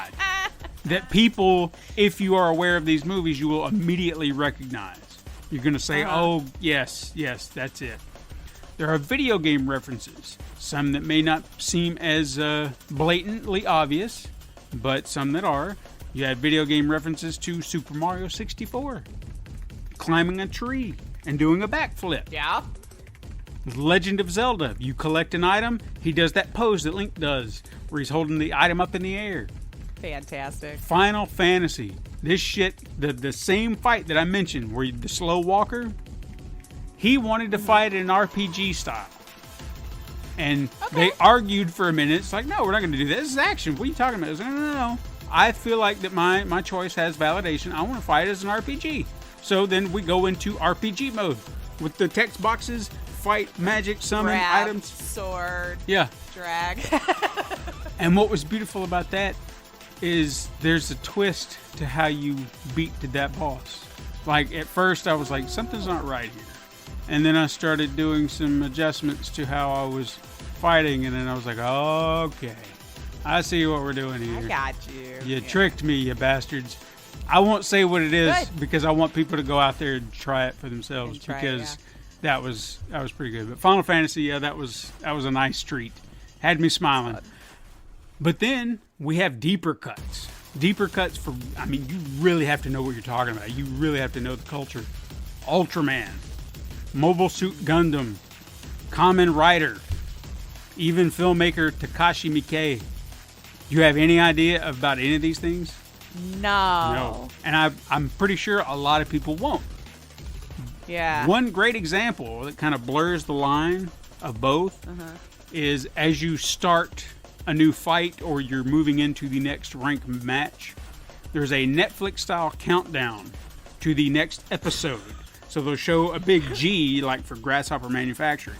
The little bar will show up in the top corner going, next episode in 3, 2, 1, boom. Oh, okay, that's cute. And then each episode opens with an Ultraman-inspired opening.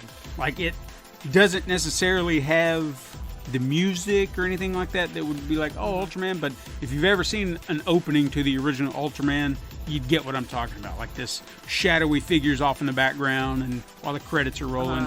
Very referential to that. At least that's what I felt like. These are references that are love letters to everything he loves.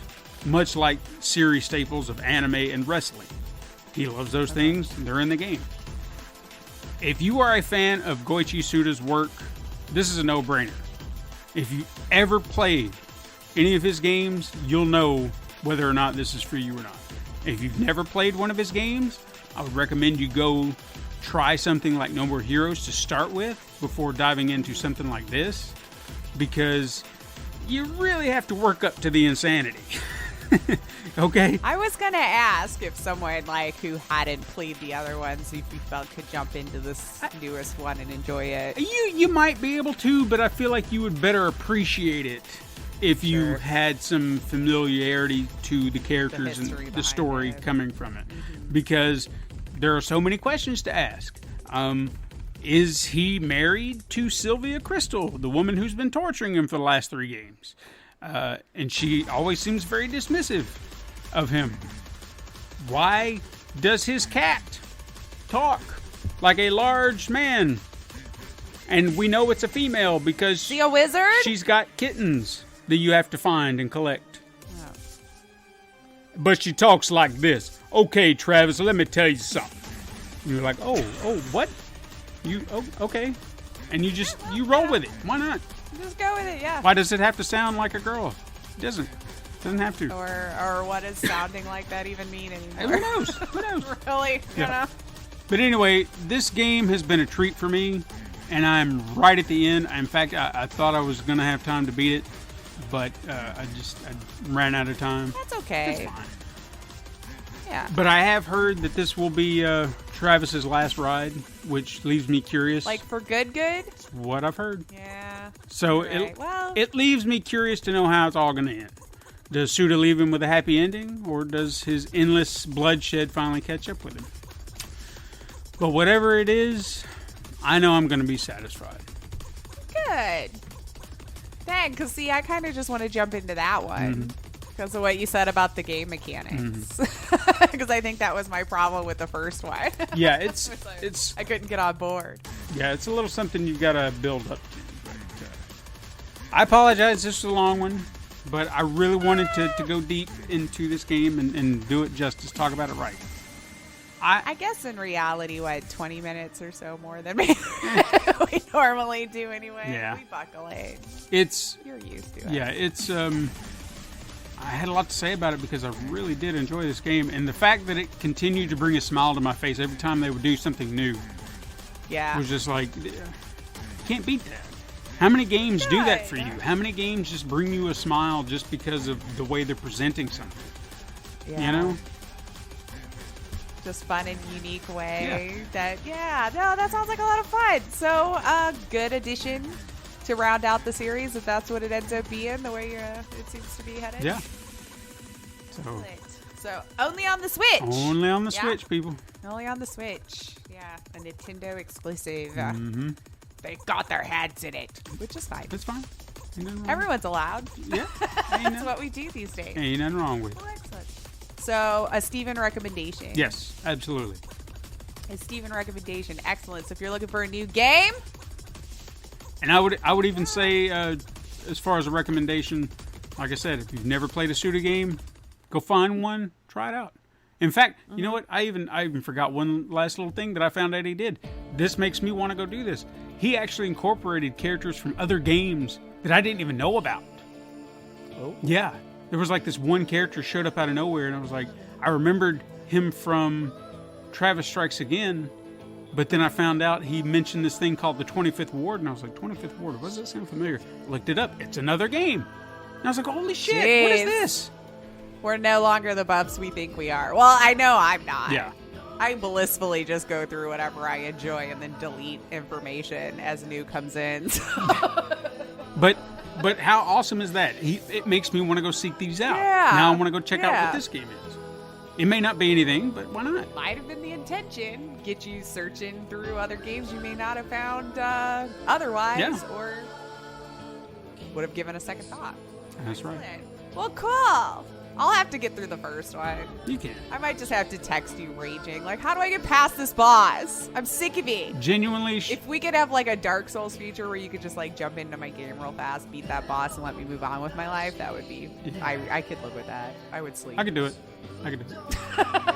I'm sure you could. I just don't know that feature's there. I mean, I'll at least say this. This series is probably one that I can confidently speak to and say, I can take your boss on. Bring it. I'm good with Bring it. Yeah, I'm good with my beam katana, and I'll challenge anybody to a beam katana fight if we could. Let's do it. Wow, we'll see if my poor Travis guy ever leaves that warehouse. We'll see. But that's our show. Woo! That's what it sounds like. Mm-hmm. That's the show. You, of course, siblings, can hit us up sometime on Twitter at Super Mega Crash. You can send us a Gmail. You can send us a Gmail. Well, you could send us that email to supermegacrash@gmail.com. You can find us on Instagram to view the weekly icon art Steven puts time and love into. You can support the show by liking and leaving reviews on your preferred platform, and even going to patreon.com/pencil and paper productions. Now, you also should remember you can go find us over at youtube.com/pencil and paper productions.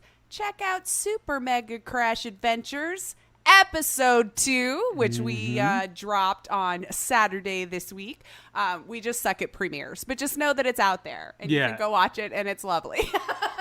And for the love of God, please watch it, because this was one that got a lot of love and care and extra time put into, and I'm proud of it. We'll figure it out. Yeah. We'll get on the doc level of marketing here. Hopefully. We'll get on it. But with that being said, you can tell your friends to find us on Pencil and Paper Podcast Network, or just search Super Mega Crash Brothers Turbo, where you can find us on wherever you listen to your favorite podcasts. And then just thank you so much for listening. I'm Lacey O'Finley. I'm Stephen White, and I just want to say, hopefully in the near future, if you've gotten this far, we're going to make it easier for you to find everything. I'm just going to lay that seed right there. Ooh, he's going to leave a little hint there for us, Super Mega Crash siblings. But I guess until then, game on.